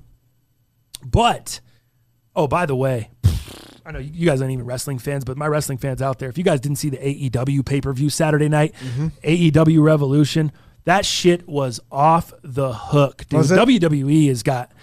Dude, I went and watched the AEW pay-per-view. Then I went and ran back the Super Showdown pay-per-view from WWE, which was in Saudi Arabia. Absolutely embarrassing. The product WWE is putting out compared to what AEW is putting out is stupid. But anyway, it doesn't matter. Go run it back this weekend. Phenomenal card. The Young Bucks match was crazy. The Cody Rhodes match was dope. Obviously, Chris Jericho, John Moxley for the title. I just love that company, and I love the direction they're heading. So check out the AEW pay-per-view if not. But real quick before you get outside of wrestling, by the way, AEW is going to be here March. I know, dude. They're gonna this week, this Wednesday, bro. Are you trying to go? This Wednesday night. I'd go with you. Me and Ed were talking about it, and he's like, "Yo, let me holler at Tim." So I'm waiting to hear back. If you're trying to go, yeah. This is First Bank Stadium up in Broomfield, First Bank Arena, yeah. First Bank Center, yeah. So that's going to be here Wednesday night, bro. Yeah, I think we should go. Coming off the pay-per-view, MJF lost his match to Cody Rhodes, won his match to Cody Rhodes, controversial fashion. So he's going to be there, probably talking a ton of shit. What about Jericho? I need to see Jericho. Jericho's going to be there. I got to see Jericho. Jericho's going to be there for sure. I got to see Dad Bod Jericho. So, yeah. Anyway, sorry, I don't want to spend too much time on wrestling, but the pay-per-view was fire. The weekends or basketball over the weekend. LeBron and Zion last night. Did you catch the game at all? Yeah, Robin and I were able to sit at the bar waiting for a that's table right. Yeah, date to night. open up. So yeah, man, and Robin was asking a lot of great questions about it. So I was super geeked to answer those, man. Zion, you know what? I still think he's fat, but man, that guy is balling out. If he can stay healthy, dude, what a face to the NBA. The NBA has such amazing young talent, dude. I am really impressed looking at like Jaylen Brown, Jason Tatum, dude, Zion, Luka Doncic. I mean, dude, the NBA is in really, really good hands, which we can talk about. What do you think about LeBron, given, being cool with these younger generation, kind of helping them onboard them with the NBA, kind of mentoring them, so to speak? What do you think about that? Well, I was going to say he actually echoed some of what you were saying here in the sound clip. So let me play that, and then we'll kind of react here. Also, this is talking about, so LeBron after the game, let me set this up. Yeah. After the game, he kind of gave Zion a hug, put the towel over his mouth, and told him some things. Little embrace, yeah. There were some people that were not very pumped about that based off of the old school NBA and kind of the old mentality. And LeBron is kind of answering those critics, as well as talking about the future of the NBA and kind of what you were saying, him being the presence of the NBA and then where it's leading into the future. You bet. It's my obligation, it's my job to continue to pass on the game to the guys that's coming in after me. That's just my responsibility. No one told me to do that. I just feel like it's just my responsibility to leave the game in a better Wow, our Wi-Fi is place trash. than when I had it. And when you see the class of guys that's in our league right now, the league is in a very... Let me pause that for a minute. That's Is that driving Twitter? me. No, it's freaking YouTube. It's It's YouTube. It's not like Kais now. I'm trying not to cuss. I'm trying to appease everything. I'm over here sounding like Kais. Anyways, let me, all right. good place. Anybody that says that, LeBron, why would he do that while he's playing? It's a Ruining my show. sign of weakness. He's buddy with guys that he's going against. Tell him to kiss my ass. Wow. All right? With a smile, too. Oh, With a smile. With a smile, too. Let me close out of YouTube. You're disgusting me, YouTube, right now. Actually, it's not even your fault, YouTube. It's my internet that we pay good money for here. So reacting to that really quickly, where do you guys come out on the whole we're not supposed to, the whole, I guess it's like the old versus young kind of adage of the NBA. It's like the old versus young in the NFL, they might as well put flags on them. They can't even hit no more. It's the same kind of, you have these same old guys in the NBA as well. And it's like the guys that grew up watching the Detroit Pistons and the Bad Boys, you know what I mean? And checking people and knocking fools down, and Larry Bird taking shots to the mouth and draining a three in your face. It was a totally different game. And I know all that's changed, but also there are people that are upset with the jersey swapping after the game, with people going over and talking to the opposing teammates and then being buddy-buddy and hugging and smiling and high-fiving after the game. Where do you guys come out on that? Do you feel like it should be, we're on this team, you're on that team, we ain't friends, this is competition at the highest level, or what we have now? During the game, yeah, it should be like that. But I think after the game, it goes back to being, there should be a camaraderie and some type of sportsmanship. But yeah, during the game, I want to see them battling, and it's all about the competition during the game. So you don't think it should be like the old days where you walked into the arena as a Celtic or as whatever. That's what it was. You didn't walk over to the opposing team's bench. You didn't smile at the other guy. You didn't shake his hand. You didn't say what's up. You didn't talk to their fans. You didn't do none of that. You were a Celtic at all times. You were coming out to whoop ass, and it was bad blood. I don't know. That's just how it used to be. That's how it used to be, and that was how the rivalries were. And now what you have is kind of what you're talking about. It's competitive during the game, but then you get a little bit of camaraderie, sportsmanship. For guidance outside the game. For me, I want to sit here and say, yeah, man, I miss the old days. But like, if I keep doing that with basketball, with music, I'm never going to evolve as a person, right? So I've got to take that token old hat off real quick and kind of try to respect the game and what it is today. We do have a lot of younger kids. I mean, back in the day, dude, when Wilt Chamberlain played, you couldn't, if you were college aged, you couldn't be in the NBA. So when he leaves, which we'll get into, I don't want to get into that and ruin our content for later, but we have to realize that it's different than what it was. And yeah, sure, I went back to Wilt Chamberlain. That's a long ass time ago in the 60s, right? That being said, these kids don't get to go to college. They don't have that time to kind of grow up and live on their own and be on their own and have kind of friends help them, so they get all this money at such a young age, and then they can have the wrong people around them. We've talked about these type of things in the past. So for me, I love that LeBron wants to mentor, that he would like to help guide some of these people, because we know that he is a great businessman. He's a philanthropist. He's done a lot for his community. Ohio, dude. LeBron is the face. And I can't think of anybody else to mentor these young kids, because they're not getting this time to grow up. It's like, hey, I'm great at basketball. Hey, I probably got all these things for free, and I got, I had all these people looking out for me and putting me in the right positions to excel. And I never was told no. I was never told that I couldn't do something. And all of a sudden I start making mistakes. Nobody told me I was bad. I didn't serve any jail time. I didn't get a slap on the wrist, or all I got was slap on the wrist. So for me, take the old hat off and appreciate the things that LeBron, somebody of his caliber and who's been in the league, 17 years? Is this 17th season? Yeah. Take advantage of that. And the people who don't, these young kids, maybe if it's Luka or whoever, decides not to take advantage, that's one thing. But for him to do that on his own accord, I think is fantastic for the league. What would you say to a guy like Garrett here in the chat? Can you imagine Larry Bird and Magic Johnson changing jerseys after those wars? Below not good. Below not good. What do you say to a cat like, Well, to a cat like that, what I would say is we're starting to find out that a lot of these individuals talked and hung out. Wilt Chamberlain, for example, I go back to him, and Bill Russell were super, super great friends outside the court. You know what I mean? And that wasn't really shown. We didn't really know that until you read Wilt Chamberlain's book that he wrote and was a part of before he passed away, I think in 2008. We didn't know those things. So those things are happening. It reminds me of old school. There's a lot of great relationships outside the court. It reminds me of old school wrestling in the way that there was a thing called kayfabe, and breaking kayfabe was peeling back the curtain on wrestling. If you were a heel back in the day, you were a heel in the airport, you were a heel walking into the arena, you were a heel in the arena, you were a heel afterwards at the hotel. Yep. Nobody ever knew that was not you. If you were Dusty Rhodes and he was a heel, or you're way back in those days, even 80s, 90s, $1 Million Man. Yeah. I remember Ted DiBiase. I remember reading an article about $1 Million Man. He was talking about how he'd be at the hotel embarrassing Virgil in front of people just to keep up the gimmick and just to show it was real. And Virgil was like his bodyguard, and he'd be throwing money on the floor. Virgil, pick it up. Virgil, grab the luggage. Just keeping the whole shit going, dude. And his whole thing was embarrassing people to give them money. So he always carried around gimmick money. Vince McMahon gave him gimmick money. He would just carry it around, and he'd get people to do embarrassing things for money because it showed, I'm the $1 Million Man. Everybody's got a price. Everybody can be bought. And that was in the hotel lobby. That was at the show. That was anywhere he was $1 Million Man. And this reminds me of the same thing. They didn't ever show that they were boys. Right. They didn't ever show they were homies in public. It was always this nastiness and this ferocity.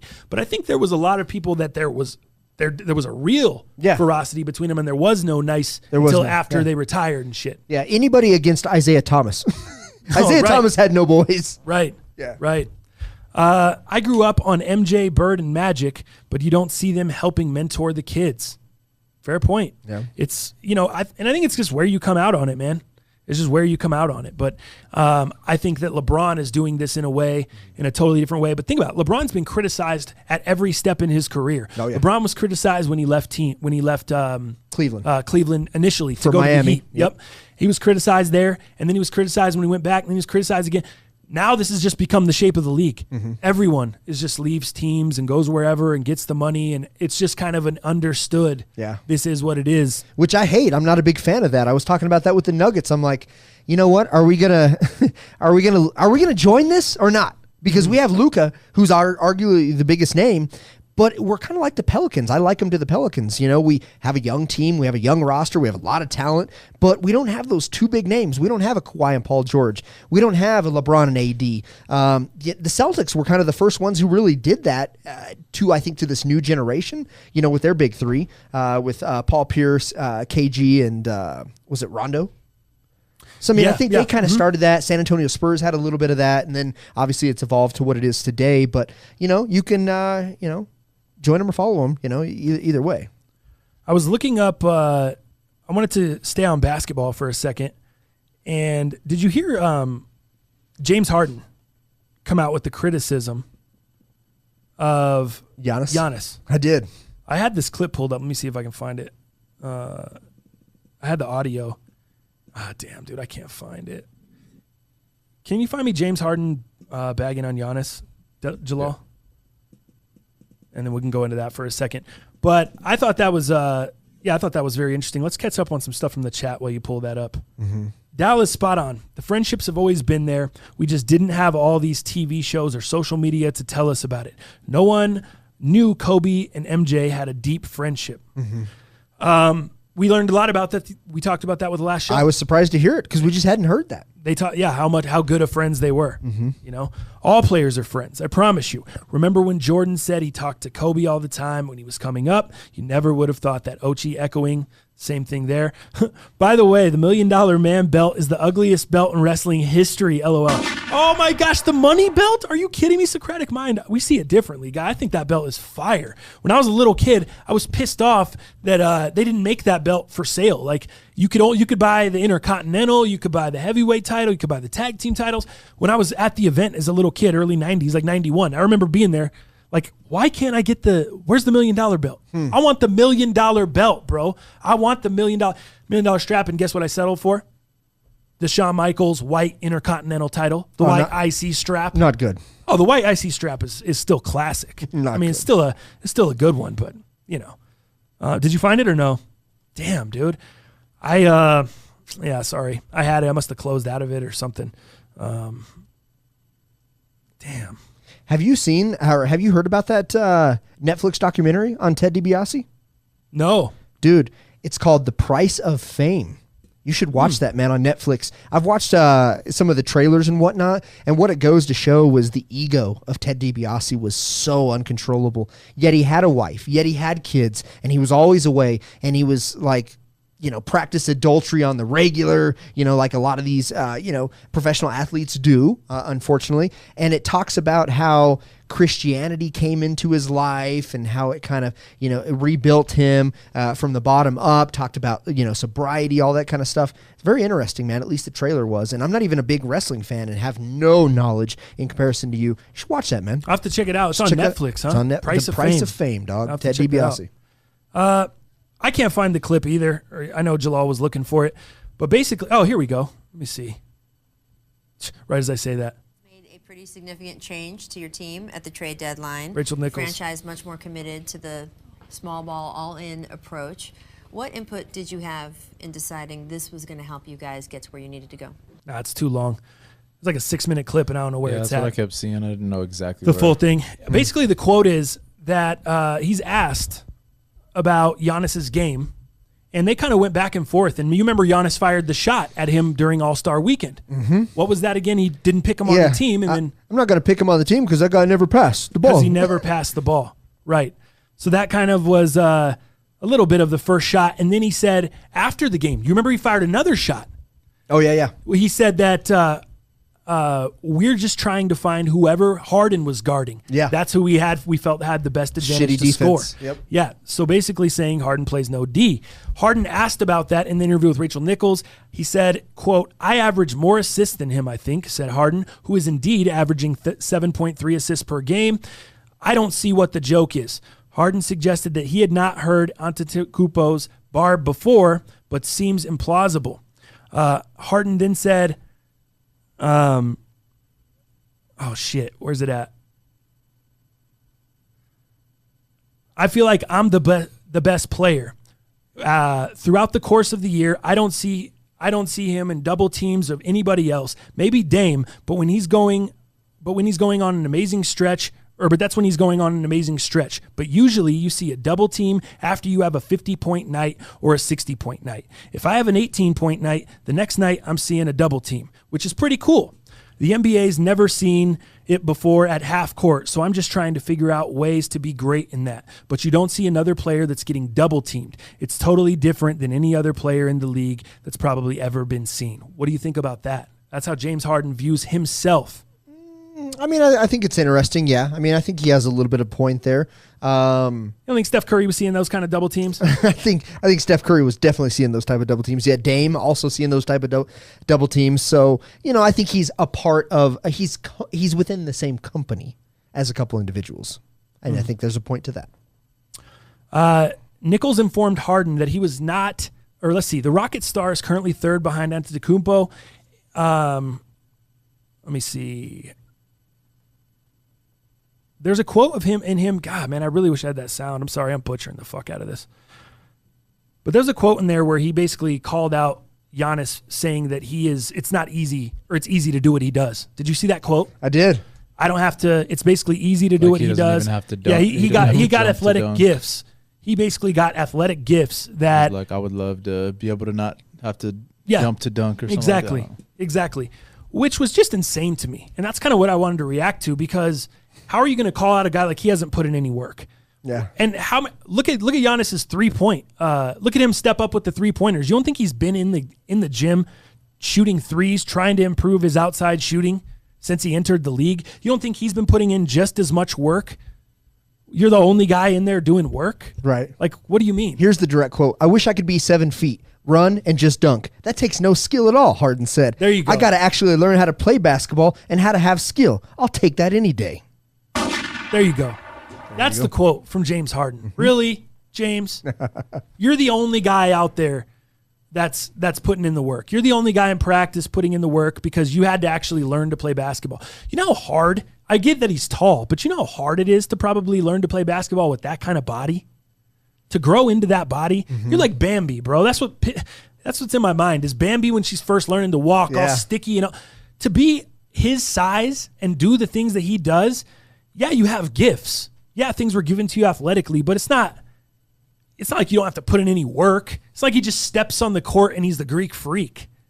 He became the Greek freak by putting in all the work and putting in the time. And it's insane to me that a guy like James Harden, who's at that level, doesn't respect that or doesn't have any respect for Giannis in the gym. It's kind of like Yao Ming. Yeah, Remember that guy? Right. How tall was that guy? He was a 7'6", I think is what he was. He looked awkward out there. He had to work on his craft, no doubt. Yeah, dude. That fool looked like he had sea legs every night. Sea legs? I haven't heard that forever. Sea legs. Sea legs. Sea legs. Yeah. What? What's sea legs? It's just like really like almost on skates, like you're just weak. Unstable, just like really jelly legs. You know, you can't, that guy had to work on his craft. Oh, shit. All right, let's move into On This Day, brought to you by Fortify Luxury Tattoo Aftercare. You can hit fortifytattooaftercare.com to check out the product, and they have these little packets. So if you guys are interested in trying out the product, check out the little packets that they have on the website. They're like a couple bucks, man, and then that way he can send them to you, and you can try the product out on your tattoo, see how you're liking it, see how it heals if you're getting one scheduled, and then you can buy a bigger jar if you're skeptical on trying it out. Like I said, it smells amazing. CBD infused Fortify Luxury Tattoo Aftercare. Use the code MUP10 on the website to save 10% off of your order. It's fortifytattooaftercare.com. Have you been searching for a better way to heal and protect your tattoos? Look no further than CBD-infused Fortify Luxury Tattoo Aftercare. Our products are all natural and infused with the highest quality Colorado-grown CBD. Clients love Fortify because it reduces redness, inflammation, and helps their tattoo heal properly. Artists love it because it's perfect to use throughout the entire tattoo process, as the vitamin E and CBD assist with glide without ruining stencil.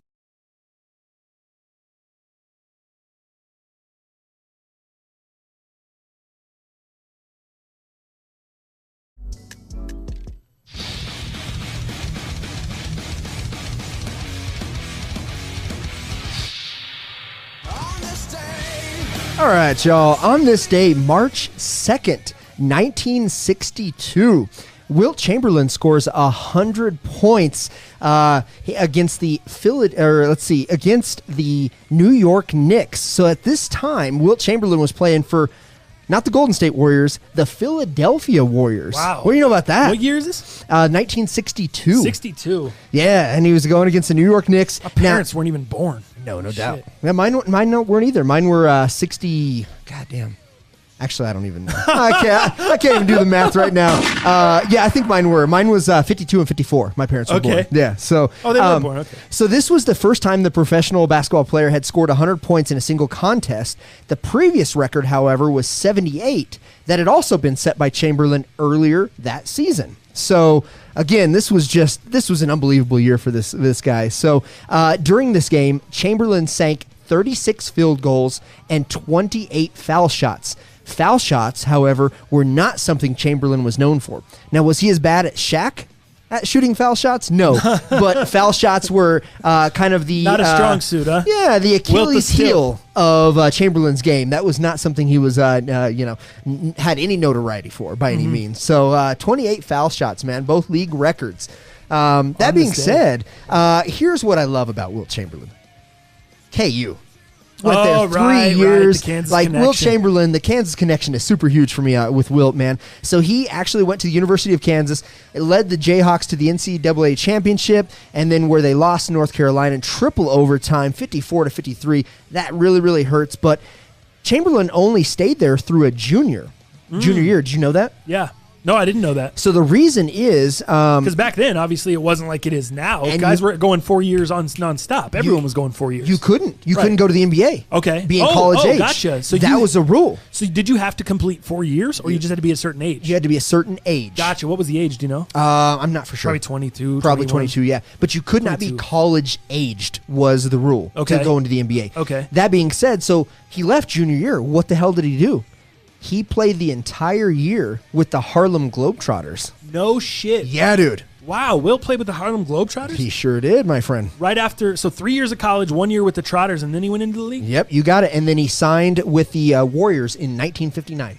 Wonder if he's doing all the tricks and shit, or if he was just Hell like yeah, he was. You think he was? You think it was? Those guys are like, that's like concentrated practice. That's basketball, but it's not really basketball. Oh, he was in the game. It's like on a different level. I think we should roll some footage after the cast. We'll check it out. Black and white Will footage For the Globetrotters. for the Globetrotters. Got to be some I wonder things if out there's there. footage. So this is interesting. So Chamberlain had a crazy career. He was marred by frustration, physical abuse. He was a big partier. And when he did pass away, I think in 1999, October 12th, 1999. He died of a heart attack at his home in Los Angeles. He was 63 years old. But there's an autobiography called A View from Above that came out in 91. And in that, it talks about some of his friendships with Bill Russell, like we talked about a little earlier.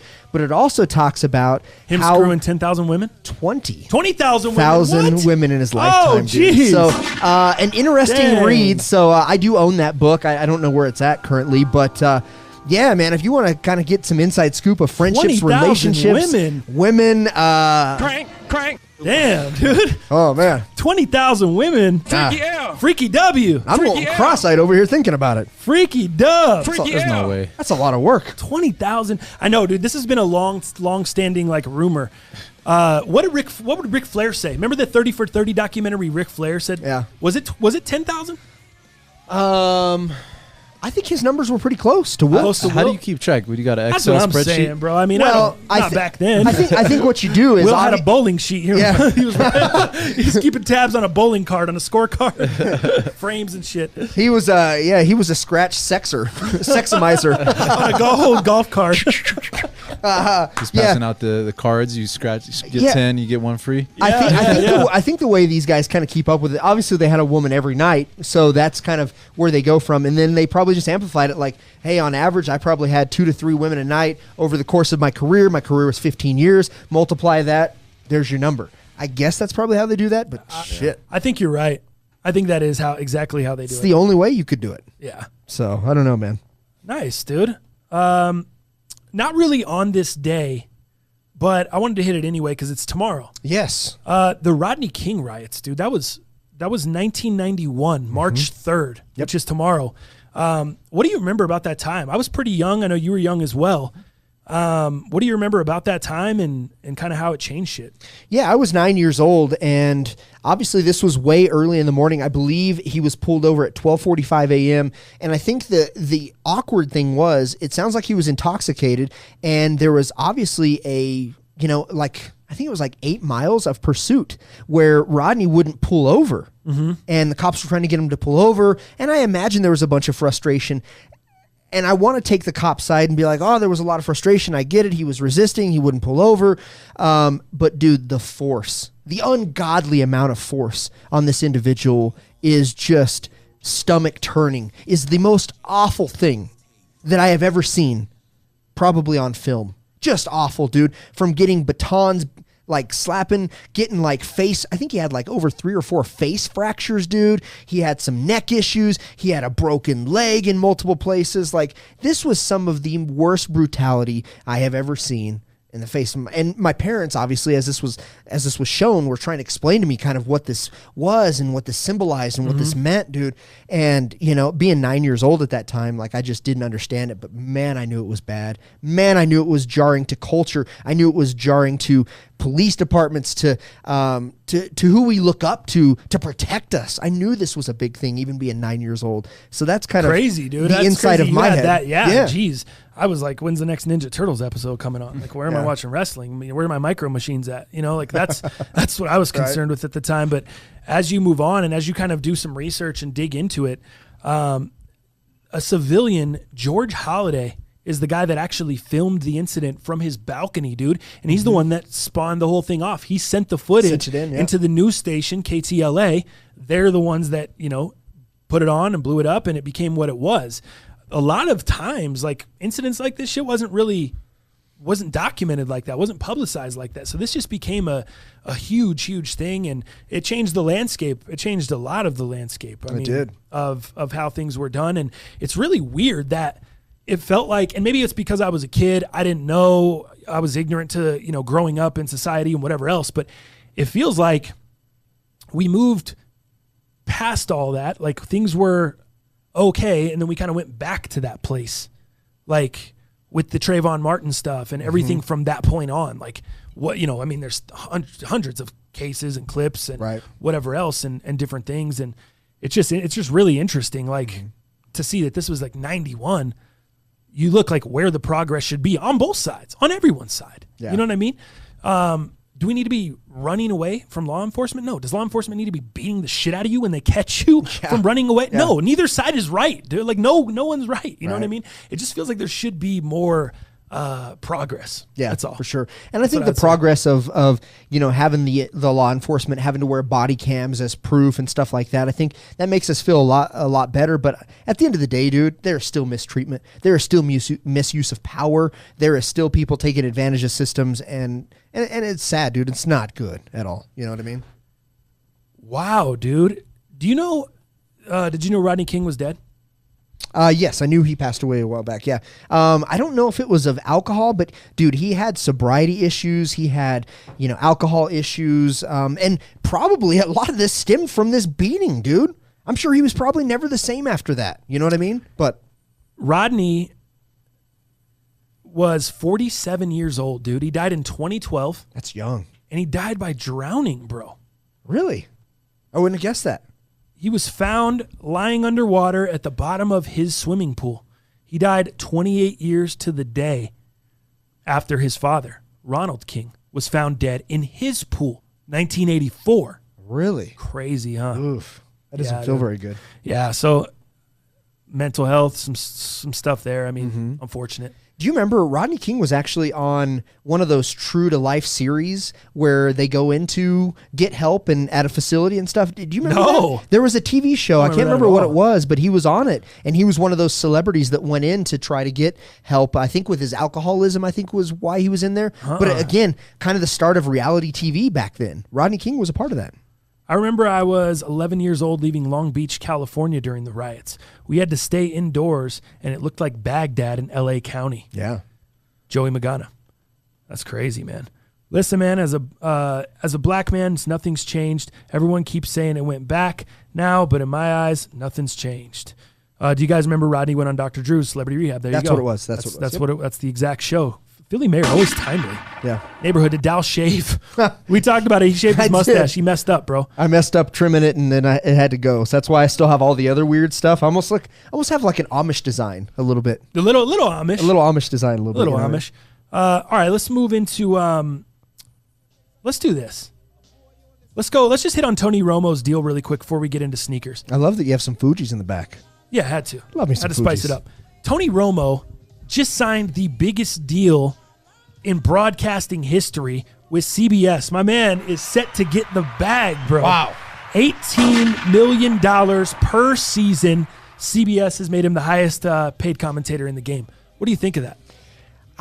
Shit, man, good for him. And what I think about this is like, this kind of tees it up for players in the future, like that are going to retire or that would be retired, and maybe something to look forward to in their second part of their life, right? We know that that CTE and all the struggles that these players put their bodies through, it almost looks faint because going out every day, or every week, playing football for all their lives, and then once that's gone, because you can have a very short stint, right, in a professional organization like the NFL. Sure. And I think this really should almost give people, players, ex-players or players that retire, hope.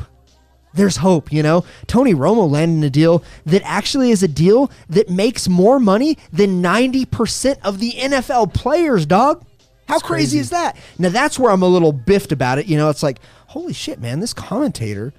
Now, don't get it twisted. He works. He travels. He has to study the game. He has played the game. He's a very astute student. And I get all these things, but I do kind of have a problem with the connection of how he's making more money than 90% of the players out there who are putting their lives and their minds and their families and everybody at risk, of dying, of health injuries later on, which gets us into the CBA of how, they are ramping up the healthcare and making it a little bit better. But it just doesn't feel right, I guess, when he's making that much money, which is way more money than these athletes that are going out there and just, giving it all. So that doesn't make sense. You agree with Michael Thomas then? I do a little bit, yeah. Oh, man. I do a little bit. Why? I think just because of what these guys put themselves through. I know commentating. They have the option to go do that too after they're done, just like Tony. Sure. Tony got this. It's a separate market. Right, totally separate thing. It should not be. That's an ignorant tweet, in my opinion. That's just very short-sighted by Michael Thomas. I hate the fact he tweeted that out. Did he delete it already, or? I don't know. I don't know if he deleted it. No. He should. Just get off. Don't die on that hill, Mike, because you're going to be there one day. You're not going to be able to play anymore. Right. You're going to want to be able to go get some more money. You're going to want to be able to do something else. Sure. And you're not going to be mad when someone wants to pay you market value. You know what the value, why Tony Romo got paid that much money? Because someone else was going to give him that much money. You know why you get paid the money you do to play wide receiver in the NFL? Because someone else is going to get paid that amount of money. Yeah. You know what I mean? Like, the market is there for it. You're the staple this year, and next year it's going to be different. And there's people that don't think you should be paid for what you do. Right. So it surprises me that that you make a lot of money. Mm-hmm. There's people aiming at you in that same stance, like you don't deserve what you get, and then you're doing that. And you're sharpshooting somebody else doing the same thing in their industry. In an industry that you're going to, not an industry, but in the position that you're going to find yourself in after you retire. I don't know if he's going to be in that industry, but he'll be in the position where he wants to do something else and wants to make some more money. And he already has a platform to do it, and I think that's what he's not understanding. But I think this tweet comes really close to the CBA. And we can get into that if you'd like. But I think this tweet really comes, it's interesting that the CBA is really kind of coming to some deadlines because the owners and everybody has decided. It's been decided. The players are still obviously negotiating this and trying to work this out with the NFLPA, that kind of thing. But I think there's something to do with where they're at with the CBA versus this is just how Michael Thomas feels. That's what I think. I think there's a connection. And that's what I'm saying about the ignorant side of this. Michael Thomas has to understand the NFL is not paying Tony Romo, dude. Right. Like Jalal said, this is a totally different thing. Not only is it a different industry, it's a different company. Yeah. The NFL and the CBA are not determining how much money Tony Romo gets paid. Correct. He's being paid by CBS. So let's separate the two, bro. Right. Like you're looking at two different pairs of glasses. You know what I mean? And trying to see the same thing. It's not the same thing. They're two different pairs. Shit looks totally different. It looks two different ways. Uneducated tweet? That's in my opinion. Yeah. I mean, I think he's just a little trigger happy there and didn't talk to someone. Yeah. Or get enough or do enough research on his own and be like, hey, bro, NFL doesn't pay Tony Romo. John King says, I think he's saying it's a reason why they should lock out. Yeah, but so again, maybe just trying to use that as something. Yeah, but again, the NFL isn't paying Tony Romo. It's not like the NFL's giving Tony Romo all this money. Now, if Tony Romo's a head coach and they're paying a head coach $17 million a year, then yeah, I understand his argument. Maybe that's why we should lock out. We should do some things differently. We're not getting enough money here. But the money he's talking about not getting enough of, and due to the CBA and all that stuff, is not coming out of the same pot. It has nothing to do with it. You know? It's not coming out of the same pot, but I can see players wanting to get more. They shouldn't be like, everyone wants more. Who doesn't want? I want more. Who doesn't want more? But if the value of I don't want things more. I just want a paycheck. if the markets that are surrounding football are going up, then maybe football should be going up as well too. I can see the relation there. Mm-hmm. Okay. Yeah. It's fair. Yeah. The let me see where are we at on time right now. Let's hit the CBA next show. Okay. We're just too jammed. Too deep? Okay. Too jammed. Let's move into sneakers really quickly. Cool. We'll go into sneakers and fashion. Brought to you this week by Pure Spectrum CBD. Dal, I was going to ask you, do you have any pet CBD laying around? Yes, we do. Dude, Mia's dog Stokely at her mom's house. He broke his leg or like arm, I guess, way back in the day when he was younger. He ran down the street, got hit by a car, broke his arm. He's now having problems as he gets older. Pet CBD. I told her, I was like, I think this is going to help him out. Can you lace me with some of that? Absolutely. Can we arrange that? Not rearrange. No Limp Bizkit. Yeah, can we arrange that? God, get some of that, dude. That'd be so awesome for him. You know, I need that, man. A lot of dogs that are aging, obviously, you know, with their joints and just kind of their muscle degeneration as the muscles kind of just go away and eat themselves. And this happens to the elderly. It's just what it is. Man, CBD is so good for that, man. It really, really helps with those cells that are aging and dying and the joints that are having some issues. Man, I think it'd be great for them. That'd be awesome. I need it. I got you. I need it stat. For sure. So you guys can visit the PureSpectrumCBD.com on the website. Visit the website. Use the code MUP. Save yourself a little bit of money off your products like we were talking about here with anything from pet CBD to maybe different salve, different creams that you can rub on yourself, different joints, things like that. Also the tincture. My girl's been having issues with her back. In addition to me rubbing it on the back, she's been putting some of the, she's been using the tincture and dropping 2 drops in her coffee in the morning. Nice. Or 2 tinctures full. And she says it's helping better than Aleve, man. Her and Better Robin than are Aleve. best friends and they don't even know it. Yeah, right. Same. Exactly. Same over here. PureSpectrumCBD.com. Use the code MUP. Sneakers and fashion this week, or sneakers and Supreme. The Supreme drop, I was going to kind of start with some leaks, but I don't know how much stuff there is. So let's just check out the Pines first. Let's check out the Pines here. Let's go Jordan 1 Pine Greens. These are Jalal's. He got the dub. Big time dub. This is a very hard to get sneaker, Jalal. But no, these were. But I wish every release was like this. I know, I would dude. love to just walk up to the mall. I don't care how many people have it. Like if I want it, I wish I could get every pair like this. What It's did you want These so are much about interesting. the about the shoe? Was it the color blocking? What was? Yeah, I love the color blocking. Okay. I love the way the green and the black are. The green is a little bit more emerald than it looked in the pictures. I thought it was kind of like a forest green, a little bit darker. So that is like an emerald green. Wasn't really feeling that too much, but It's even Celtics. the outsole looks a little different too, right? It's Celtics green through and through. There's no doubt about this, man. And you know what's funny about that is I've never seen you wear any green. So I'm like, how does Jalal really want this? Are you going to wear this? I would have wore the other ones, the 2018 version, if I got them. I just didn't get them. So this is a personal. So you're going to be. Yeah, I got a personal. I got a couple other pairs. Just I'm sure they'll go up. Did you get GS or did you get your other pairs? Were they GS or are they? I got both. Adult. Yeah, I got both. All right. I'll sit on them for 6 months and see what happens. Okay. Well, looking at this shoe, Yeah. it doesn't scream quality to me. That right there, that little inside panel. Yes. That inside panel is nice, but that inside panel is not the same. No, it's not. It's this right shoe, this one little panel. Jalal, can you give me a little up close on this one? See if you can hit me with this. Just the I'm inside. gonna give you Dallas go camera. to this camera. Can you get me on the sneaker cam? Oh, there you go. Go to this one right here. So, see my little finger here. My bad. This one. Oh no, mine. Oh my gosh, this is bad. Yeah, so there you go. There you go. So it's like a little panel there that is really buttery. Very, very nice. But that's kind of where the extent of the super buttery ends. The mid panel, the midfoot panel, I would say is okay. It's not like the NC to Chicago's At all. that just dropped, but it's nice. And then the green is just where it goes bad for me. Yeah. The crocodile green. It's Yeah, they overdid it on the green part. I love the black part. It's like smooth, nice quality leather. The green, it looks over tumbled, like you guys were saying. Over It tumbled, looks yeah. like snake skin or something. But so we agree I'll deal that's with it. overdone and the patch is overdone. the patch doesn't bother me as much. I see what you guys are saying. Look but at it on the doesn't bother me screen. that much. That doesn't bother you? Why does the patch How it not looks bother on the you? screen? Just take a look at that real quick. See Not how that as looks much. on the screen. That I would have doesn't bother you. preferred it the other way, but it doesn't. The doesn't bother OG me way? that much. Yeah, I don't know, man. It took them more work to probably adhere this patch on there versus deboss the actual leather like they used to do. And plus, it's thicker. It seems like an afterthought. Like it doesn't fit. You know what I mean? Like, oh yeah, well we'll just add a patch to it. That'll be cool. Maybe they'll think it's quality. Here's what else didn't fit to me, and this was very get it. weird. What are we doing, guys? What are we doing? I'm never getting. Are you like, kidding I'm me? throwing those in the Are you trash. kidding me right now? Oh man, Why? It makes me want to get my. I didn't even know this came with this until just now when I pulled these out the Really? box. I didn't even see this the other day. For my Mexican mother, didn't even look the other I day. would like to start singing Feliz Navidad. Christmas. Feliz I like, Navidad. I like the red on the tongue, but the lace. That, Yeah. Why didn't they It's get not green laces? I don't understand. Black and green. Just come Yeah. with black To and be fair. green. You're overdoing it. So much overdoing on this shoe, from the leather to the patch to the laces, the extra laces you get. Just black and green. That's all you had to do. Just extra. Yeah, extra tumble, which is awful. Extra patches, awful. Extra red laces, awful.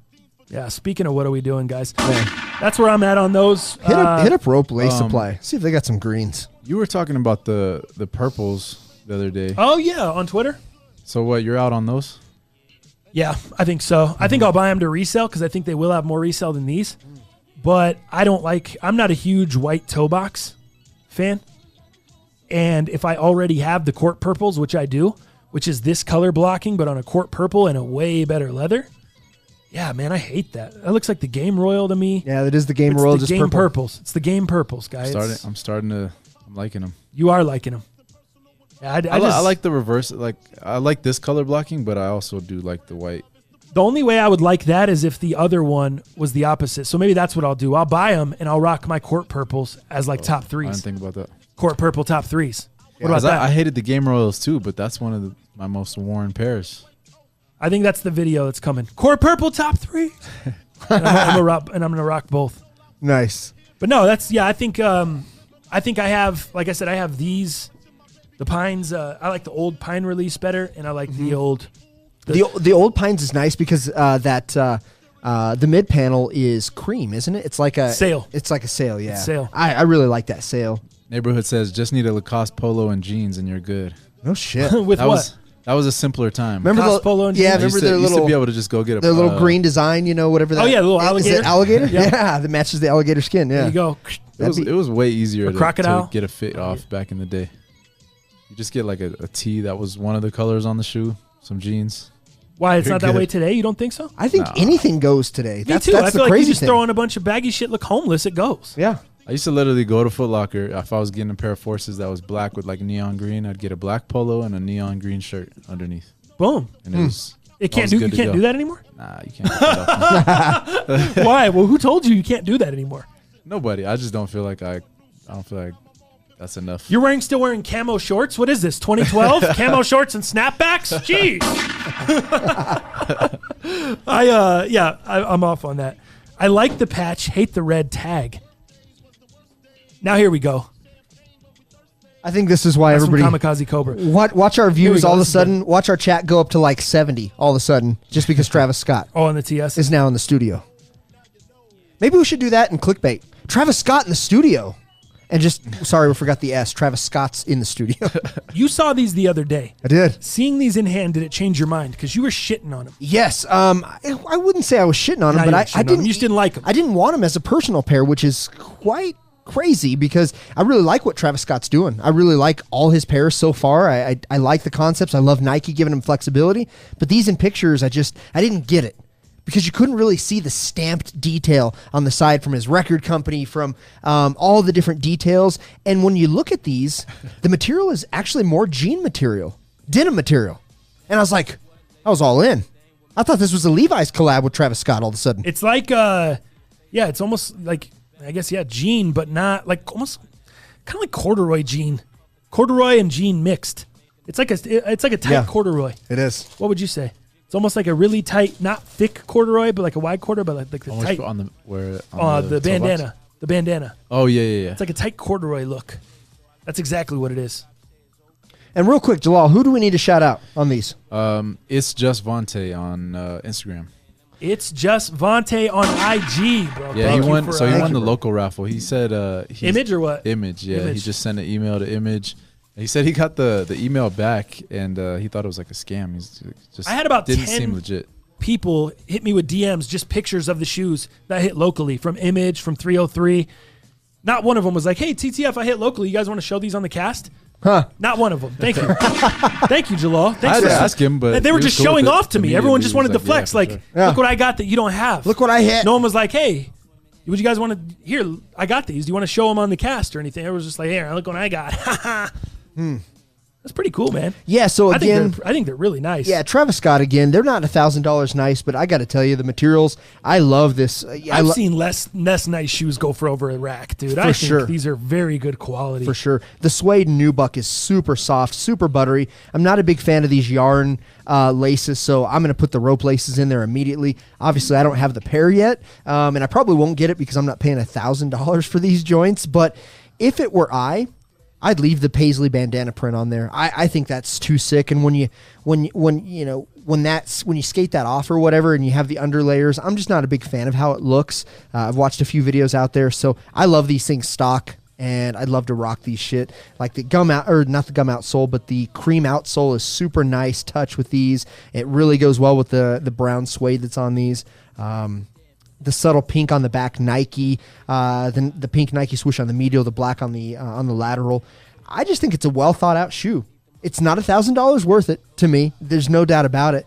But man, I think this is an absolute brilliant shoe, dude. To me, if you're gonna just wear the shit out of these and skateboard in them and just wear them up, this almost might be worth the $1,000 shoe because of the fact that they're going to age so well. Between the bandana tearing off, the rope laces or the hemp laces kind of just getting dirtier and dingier and almost matching the toe box and going along, matching the shoe there. As it gets, I just don't think you can do enough tearing up to make this look shitty. They're always going to look dope. I think they will. That's what it looks like to me. Mm-hmm. It looks like it's just a shoe that's man. More character. It's gonna age so well. Yeah, it is so well. So that's kind of my take on them. John King, I feel attacked. I got a ton of camo shorts. LOL. And that's how I dress now with the polos and shit. That's what he said. Yeah. Dude, the camo shorts thing was just a shot at someone was in here. I don't think you were in here, John. Someone was in here trying to talk shit, telling us that we dress like we're in 2012 and why was I wearing camo shorts? Camo shorts, which weren't shorts. So that's always cool. I was wearing pants. Let's see here. He says earthquake because I shook the camera. Oh, see how you are? Let's see. Dude, a lot of people with the patch or with the polo joint. Yeah. I had a couple friends just text me too. They just texted you on the slides. No, a guy still dressed like that. What's he talking about? That's funny. I'm not mad at it. That's hilarious. Taylor Toadvine says, y'all give Dal a few minutes alone with the shoes. My girl just said, damn, I wish you said as many nice things about me as the guy did about the shoes. Oh, wow. Gotta hope Robin didn't hear. Robin doesn't usually stay for the sneakers convo, so I think I'm good. She dips out? She dips out for sure. Y'all give Dal... Oh, yeah, that's right. Sorry. I may or may not have camo shorts on right now. Joey Bananas. Nice. That's good shit. Joey Bananas, man. That fool has a bunch of knives. He's like a big knife collector. You know Joey Bananas? No, he's... Oh, dude, that guy is a knife enthusiast, man. I always go to his page when I'm trying to get a new blade. You know what I'm saying? Speaking of knives, yeah, Philly Mayor, let's cut these up on the cast to expose the elephant print. No one has done it yet, wondering if the rumors are true. I've seen people cutting them up on social media. I didn't see what there was underneath, though. Did you guys? It's just more, it's just more of that elephant print. It's more of like this. It's the exact same print. I had a picture of it a few weeks ago. We were about to look at it. So it's not elephant print. Yeah. That's not elephant print. That's like words. You said it's like the label. I thought the record label. The record label stuff, like all in print. Yeah, I don't think it's traditional elephant print though. Underneath? Yeah. Interesting. Where do you think, to finish these really quick, where do you think these will go? How high? Did you buy these, Jalal? I'm still trying to work out something with him. He's like, nah, I want them, but we'll see what the price does. Yeah, I know. It's because they're my size. They're size 9. Dude, it's like they're already at 1100. Mm-hmm. Where do they go? Up. I mean, where do they go from here? What is it? It's like looking at it like stocks. Is it too high to buy right now? Is it too high to buy in, or you're going to be good? Because they're going to be so limited. They were skate shop exclusive. They're not releasing through sneakers. Are you okay to buy right now and still have value? I think this is probably the better time to buy, and why I say that is because I don't know the stock count on these, so I feel a little uneducated. But the way the raffles were done, they didn't have a global sneakers drop. So I think stock levels are obviously lighter because of that, right? If not having a sneakers drop, for God's sakes. And his Travis Scott website, how that was a special limited run with a total different box than what the skate shops had. I feel like $1,000 is probably what you're going to be able to do. And if we see the only Travis Scott that hasn't gained value is the Travis Scott 6, and I think it's just because it's so hard to wear. This is way more wearable than a Travis Scott 6. Right. So I think this is only going to grow, and I'm concerned that there are going to be some skaters that actually skate these because of the way the raffle system was designed at these local skate shops. So I think when people start tearing up these pairs, I think people are going to want more pairs. I feel like 1,000 is probably where to buy in. That's what I think. 1,000's where to buy in. That's what they're. Well, I mean, I think they're over 1,000 now. Oh yeah. But in this size, about 1,200. Yeah, I mean, I was thinking. I think if you could have got these joints for 900 to 1,000, you should have fucking bought them. 1,000, yeah, of course. You know, but I'm saying now is 11 or 1,200. That's too much. You're saying don't buy in now. But next week when they're at 15, would you say, hey, 1,200? You should have bought in. Should have got in. I think right now, whatever it is in your size, you better get your GOAT credit and you better buy. Just get them. I think you should just get them. What about for someone that's investing? No, it's hard. You think in 6 months these are at 1,500 and you can make a couple hundred? I think you better be prepared to sit on them for at least a year. A what? At least a year? Yeah. You think it's going to take Gonna a make year any for these to real rise money. to about 1,500? No, I see them rising to 15. What's real money? I'm talking I can see them on the way $200-300. to- That's not real money? 6 months, these will be at 15. Right. That's what I'm saying. Buy now. 6 months, these are at 15. You let him sit. 1,000 to make 200. That's a lot. To It's let a it lot of sit money there. to be tied up, Well, I'm but- talking about for a guy that's got $1,000 chilling there. If you don't have $1,000 sure, chilling yeah. there, obviously not. But if you got $1,000 chilling there, buy 6 pairs. Now we're talking about $1,000 profit in 6 months. Yeah. Mish says he copped a 9 for 1K. What's up? A Mish? 9? Yeah. Whoa, Let's Mish. work something out. That's my size.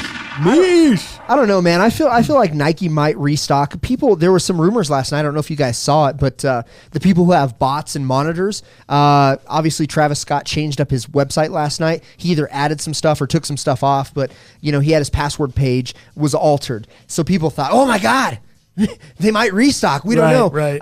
But I don't know, man. I don't know that these restock. I mean, there's a small chance just because again, sneakers did not do a global launch. But I would say a couple days ago, you did see official images from Nike. So that says that there is potential of a restock. And if you want to roll the dice and not buy now and wait to see if that happens, good for you. Good for you, bud. Good for you, bud. All right. Check this status serigraph. It's not elephant print. It's the pattern from his text. Kind of like what we were saying. Kills me that folks have been saying it's elephant print. Yeah, So it's there you not. go. I It's not told you elephant it's print. not. It's It's his text, label record shit. label, Yeah, record that label he does. text. Yeah. Record label text underneath. Bet. Super bad quote. No one's gotten laid in cargo shorts since Nam. Remember that one? Oh yeah. But I don't think it's laid. I think he says no one's gotten a hand job in cargo shorts since Nam. Let me think. I think I. Oh, dude, I had it queued up. Gonna be coming. No one's gotten a hand job in cargo shorts since Nam. There you go. Is that from Superbad? Super bad. Yeah. I was going to quiz you guys, but Got it. he said super bad quote. So the quiz was out the door. Do you remember that one? What'd I tell you? See, we got more people in the chat because of the Travis Scotts. If we only had Travis Scotts every day. There you go. That's all we need. Summer, these will be 2K. John King. That's his prediction. Summer, 2K. Wow. Is that real money, Jalal? Summer by 2K? If they're 2K by 2K. summer, are we talking about real money now? That's Does real that money, interest but you? I don't see that. You don't I'm saying see a that. year it'll get to 2K, so I can see 1,500. Year at 2K, but not 6 months. I don't see it. Because 6 months is summer. I think John King and I need to split the difference. I say 6 months. 6 months at actually, least you're 15. a couple months deep in summer. So I think 6 months is a good gauge because it's talking not right about- at the beginning of summer. It's not June. They'll definitely go up for summer because people are going to be wanting to rock the shit out of these in summer. Yeah. Hell yeah. Philby said it's hard to find buyers in the 1,500 to 2K range. He would know because that's a guy that owns a lot of shoes that are in the 1,500 to 2K range. That fool's got some heat. Is that true, Philby? So you have trouble once the shoes go that high. You have trouble getting rid of them. Is that the truth? And if so, do you think that's because the shoes are old already, like a few years old, and they're not like the newer? Maybe you have some shit that's worth 2K from 2010, 2012. That what I'm asking is obviously harder to move than something like this that's $2,000, right? Or is it the same shit? Once it gets that high, it just gets that high and people kind of get scared or get a little nervous. That's my question. Can't wait till we can take callers on the show, man. I was Right. researching a cloud-based operation board. Ochi, we need you in here interning, bro. Ochi, we need you on the show, bro. We need someone answering calls in here so we can start taking calls. That'd be 'Cause I dope. want to be able to ask people this shit on the phone off the rip. You know what I mean? Did you see the big thing going around about the skate shop in New Jersey? Go to the skate shop, IG. It's Unreal Skate Shop, SK8 shop. People saying they sold half the stock to Flight Club after selling raffle tickets. Whoa. Yeah, I did see that. I so didn't see that. so Bro, this- Philly so- Mayor on that comment. supposedly this skate shop, so they have this like trailer, like that you would drag with you, and it has all of these GR Box Travis Scotts sitting on there. There's like probably What? 20, 25 Oh, yeah, pairs. I saw that picture. Yeah, and those are the pairs that supposedly were sold to Flight Club. Wow. On the back door front. That's crazy. By dude. a legitimate skate shop. And I say legitimate loosely, of course, but How do you guys feel about all that? Let's hit that really quickly. All the backdooring and it shit. happens. You can't stop it. You got friends, you got connections, it's going to happen. My homie, which I won't name his name, I was texting over the weekend, and he and his sister entered a raffle. His sister hit. He technically didn't, but he had somebody on the inside at a local shop here that said, "Don't worry, guy, I picked your name. You're good to go." So whether it's altering the raffle by picking a name, looking out for somebody's name, and saying, "Yeah, here we go," or I pulled this name, put them back, pulled this name. Yep, that's the one. Absolutely, this happens. There's no doubt about it. Plus, then you have bulk buyers, ensuring, because these skate shops, any retail shops have bought these shoes, this stock, like 6-7 months ago already. They've already put that money out. So to replenish that on the resale game by backdooring is absolutely something that these mom and pop shops do. Damn, no doubt dude. about it. No That's doubt. crazy. Just crazy shit. You got to think though, like I see it with a lot of jewelry, like authorized dealers, like Rolex dealers. They're forced to take whatever Rolex gives them, and I'm sure it's the same with Nike. You want the Travis Scott, you want to maintain that account. You got to take the Air Maxes, you got to take the Hirachis, you know what I mean? Like, you gotta right. take all You that got to other have the lower stuff. tier bullshit. And this is still to get to the good shit. a mom and pop or a locally owned or whatever. They got to Right. buy all that stock, not really have the market for it. So Months and once months they get the Travis ahead. Scotts or they get the right model of Rolex, like whatever it is, they have to capitalize on that and try to make Making some that money, bread, 'cause- yeah. Because or else Nike eventually will pull out. They already started pulling out of a lot, like Premier, I think it was Premier Premier Skate, Skate Shop yeah, man. that we talked about. Yeah, so I mean, Or it was a different one than that one. something, but- yeah. And 'Cause Nike's I not just actually letting did you a get raffle. the hype stuff. To Right. Oh, maintain yeah. that No, tier, no. whatever, Yeah. tier 0, tier 1, you gotta buy everything. Yeah, that shit's crazy, man. Let's move really quickly. Do you have the Dunks? Which ones we talking about? I got both- a couple here. Yeah, both the new colorways of the Dunks. Let's start with the Safari first, really quick. Mm-hmm. Let's hit that one. The Safari. When did these come out?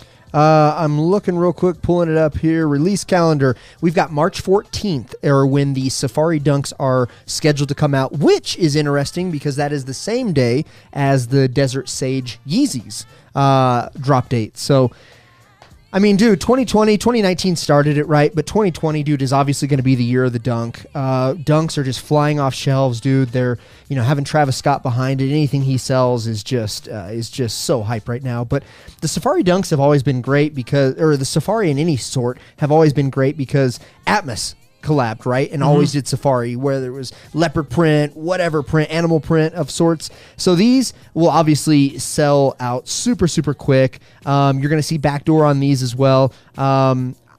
Resale on these, I'm thinking you'll probably fall between $150. You might be able to make $200. But not after fees though and shit like that. I mean, but I think you can profit 100, 150 on these when these drop finally. Definitely got to have them. I think there'll be some huge hype on these. Yeah. I definitely got to have that in my collection. I love that look. I love the bright colors. You know me, man. March going to be short season. Yeah. I like those a lot. That's definitely a pair I would like to have in the collection, man. Yeah, I think it's a great pair, man. Great colors. I don't have anything yellow. That black and yellow, that contrast is so nice to me. And it almost looks like a moon print to me And it on ain't like there. Pittsburgh black and yellow. It's Yeah. like It's like just more different. mustard. Yeah, That's more mustard yellow. I like that better. I think it's great, man. And then the gold, green, yeah. the green and gold tag, Nike SB tag on the tongue, I think is great. Again, everything just says good transition on that whole shoe, man. Super pumped on it. Love those. Let's go to the next one. The strawberry cough. These Dunks. images came out yesterday or maybe Saturday. I can't remember when they leaked, but I think this is an incredible shoe. Now, there's a couple things I don't like on this, but the good news is Nike Dunk has always been known for the 420 releases, right? Yep. Last year was kind of an bit of a off-kilter for letdown. them, Yeah. right? For me, it wasn't a letdown, but for your weed smokers, your midnight tokers, dog. It was the dog walkers last year. It was, yeah. It was the Walk the Dogs. Dog And people walkers. thought it was the Dog Walkers, which is an OG strain of weed as well. Yeah. So there was this mixed People were element. trying to force relate it to weed, but it really wasn't. Because Nike has led Done you to that. believe Right. that this is a 420 release. Right. That being said, they are back to the weed business, calling this the strawberry cough strain. And I think these are incredible. Aside from the midsole, I cannot deal with that translucent midsole on this. I think they could have done better. So this is a no cop for you. No, I'll cop the shit out of it. still Because cop. even if I didn't want to keep it, even if I didn't love it in hand, are you kidding me? There is resale like a mug on this one. Dude, the insoles, the strawberry with the Those are so sick. high bloodshot eyes, and he's like coughing. Trapping the smoke in. Keeping the Yep. smoke in. And then look at on the back heel, the little strawberry. He's like Yeah. coughing out, and you So can kind of cool. see. Dude, those are so fresh. Conceptually, I think they're really fresh. Are they a little ugly? Are they a little much? Sure. I don't like that translucent midsole. I think they could have done better. But if Reminds this me of a pack of watermelon Bubblicious, bro, or strawberry Bubblicious. I mean, Oh, yeah. watermelon strawberry. Oh, yeah. Idiot. The strawberry cough SB dunks, dude. Those are. Yeah, and it reminds me Highs of, as well. It reminds me of the skunks, which are a very sought after shoe. Like, look at how hairy. Look at how hairy that green is on Right, there. yeah. That's very skunk-esque looking. So I think, conceptually, again, I don't know that we'll see a better conceptually done shoe. I don't even this know year. this is a shoe that I would wear. It's one of the rare ones that I would just stock there and have Chill. it. Yeah, chilling on my shit because the insoles are so cool. Yeah, it's not a great it's not like, oh, those would be so fire on feet, you know. Mm-hmm. It's just it's a dope concept, and the look of them is dope, and the insole is what makes it really dope. Yeah, for sure. To me, you know, there's only a few shoes that I would ever let just sit there. Not a few. There's more than a few, but those are one of them. It's probably one of those ones I would do that too. I think the next one that I would talk about is it looks like the Air Forces are set to drop this Thursday with the new Supreme drop. So those come in a white Air Force One. You've got red Supreme lacing, Supreme branding all over the laces. You've got the red box logo on both sides, the medial and lateral heel of these. And then you also have the black colorway, which just screams, I'm going to cook. I'm a chef with these. I'm a cook. Use some Supreme with these joints, but black laces with Supreme writing on the laces, and then again, red box logo on lateral and medial side. So it sounds like these are coming out, and it sounds like they're not going to be super limited. They're going to be restocked throughout the season, according to Supreme Community. So if you want these, I'm sure they'll be fairly easy to grab. I know New Yorkers who love the Forces are going to be all over these, but it sounds like they're going to restock a few times throughout the season. So should be a pair that's fairly easy to get, even if you have to pay a little bit of resale. But Schoolboy U, my skate shop charges like $50 over retail on hype releases. Schoolboy, what are we doing? yeah, hey, Little hook. yeah, we'll pay you $100. A little. Hey guys, I really enjoy the cast. Here, I want to reach out and enjoy. Foster. I'll some pay an extra connection 50 here. for Right. some Travis Well, Scott. who wouldn't? Jesus. I'll pay Schoolboy U. 200. Yeah, no shit. Schoolboy U, what up, bro? A lot of people like the Safari. Safari's a must. And did you know these are also, even with the Supreme branding, they retail, I believe, for $96. So they are Jeez. under $100. Yeah, wow. Which having a little bit of Supreme on them, having the Why Air would you Force- buy the regular ones? Yeah, What are the regular ones? 80? So- I don't even know what regular Force lows go for. I think they're like 70 or 80. Young. So Yeah, that's So yeah, that is this week. That is the only Supreme stuff I know. We should have some of our stuff that we ordered last week for Thursday's cast, hopefully. But this is the only thing that I know that is dropping or that is released or leaked that it's dropping this week. So we'll see. Lastly, there was a new Yeezy silhouette leaked at Kanye's Kanye was rocking at Fashion Week. Paris Fashion Week. It's right there next to it in the rundown. What do you guys think about this silhouette? Does this get you excited about Yeezys? Excited about the next wave of Yeezys? Are you guys just over this thing? These are fire to me. Fire to you. This kind of looks to me. Is it because he's got baggy pants? The pants work, but I don't know if it's gonna look good with jeans. But with those pants, they're pretty fire. So without seeing the back 25% of the shoe, you're okay. You're in. What would it take for this to no longer be fire and just be terrible? To see them in jeans. No, to see someone wearing jeans with them?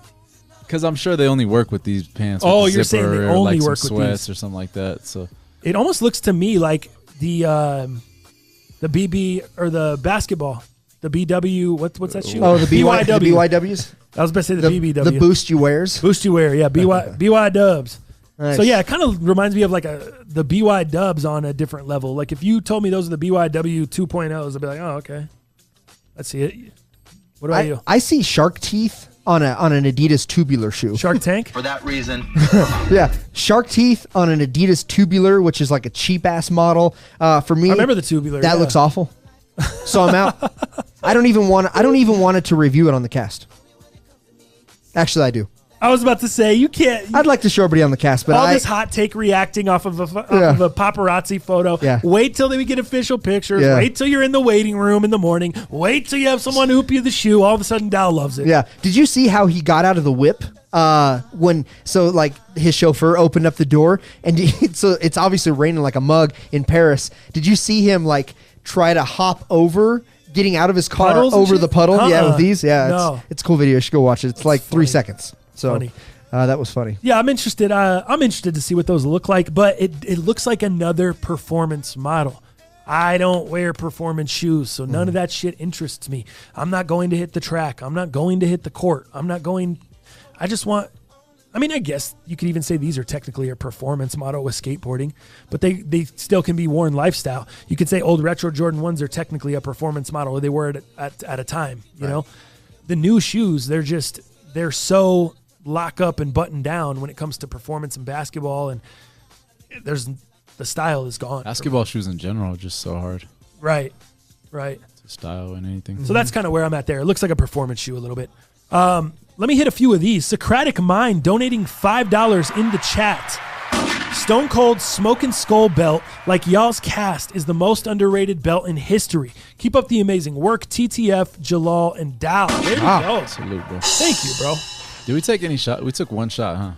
We have not been shooting today. I know. Also, the homie Cam Grant, $4.99 in the chat. Happy Monday. Just wanted to say I'm thankful for the most underrated podcast. You guys are a blessing. Thank you, Cam. Wow, Cam. Appreciate that, bro. Good shit. Oh, and Cam actually sent me a DM, not to call him out. It was a nice comment. He says, "Hey, Dal, about your trip. I hope you enjoy Mexico. Yada yada yada yada. Little small talk." He says, "By the way, I think you guys should go ahead and still do the cast. Franchise in Jalal should handle it while you're in Mexico. Peace out. Love you guys." That was the comment. Oh. So that was the DM. So there you go. Just hold it down. Hold it down, Jalal. He's forward thinking, like, hey, April, I don't want to be missing. He's already planned it ahead. This guy's thankful for us. Who was it that hit you? That was Cam Grant. Cam Grant. Same guy. I think he I'll let you also hit shoot me this up. time. Oh, are we shooting? I think I'm the only one who shot, and I shot one. You're right. Hold up. There we go. Oh, bro, are you I kidding? got Take that L on the way out. Oh, bro, what? Well, you missed, but I got the camera. Yeah, Jalal, the as you camera. were shooting, Jalal was like, hold up. Oh, my bad. Sorry. All right, I'll shoot one here. Yeah, man, jeez. Oh, bro, weird. Take that L on the way No out. one's making any today. We've got enough donations. We got to shoot again. Short like my sex life. There Nice. we go. There we go. I'm messing around over here. Hey. Missing out. Benny may have lost his nuts. You didn't lose yours on that shot. No, I didn't. Nice shot. My girl just texted me. I think he's Coming gonna out of be- surgery? Yeah, he's gonna be Damn. in some trouble. Thank you guys to everybody that came through participating in the chat today, joined us on the show. We ran a little bit over time, but that's how it tends to go. Thank you for all the donations in the super chat, and thank you to everybody that has purchased the Dang Bros t-shirt, man. If you guys have not, here, I'll just move these TSs real quick. If you guys have not purchased the shirt, you're interested in it, mostunderratedpodcast.com. Anything you guys purchase from us, merch, Patreon, any of that shit, it helps the show directly, helps us pay our rent here at the studio, helps us try to do this for you guys full time, which we've been doing. But it keeps the kind of train moving, man, especially with the merch. So if you're interested in that, it is available on the most underrated podcast just mostunderratedpodcast.com there. So thank you again to everybody that came through, donated, kicked it with us. And as always, we'll see you fools Thursday. Oh, bro. Take that L on the way out.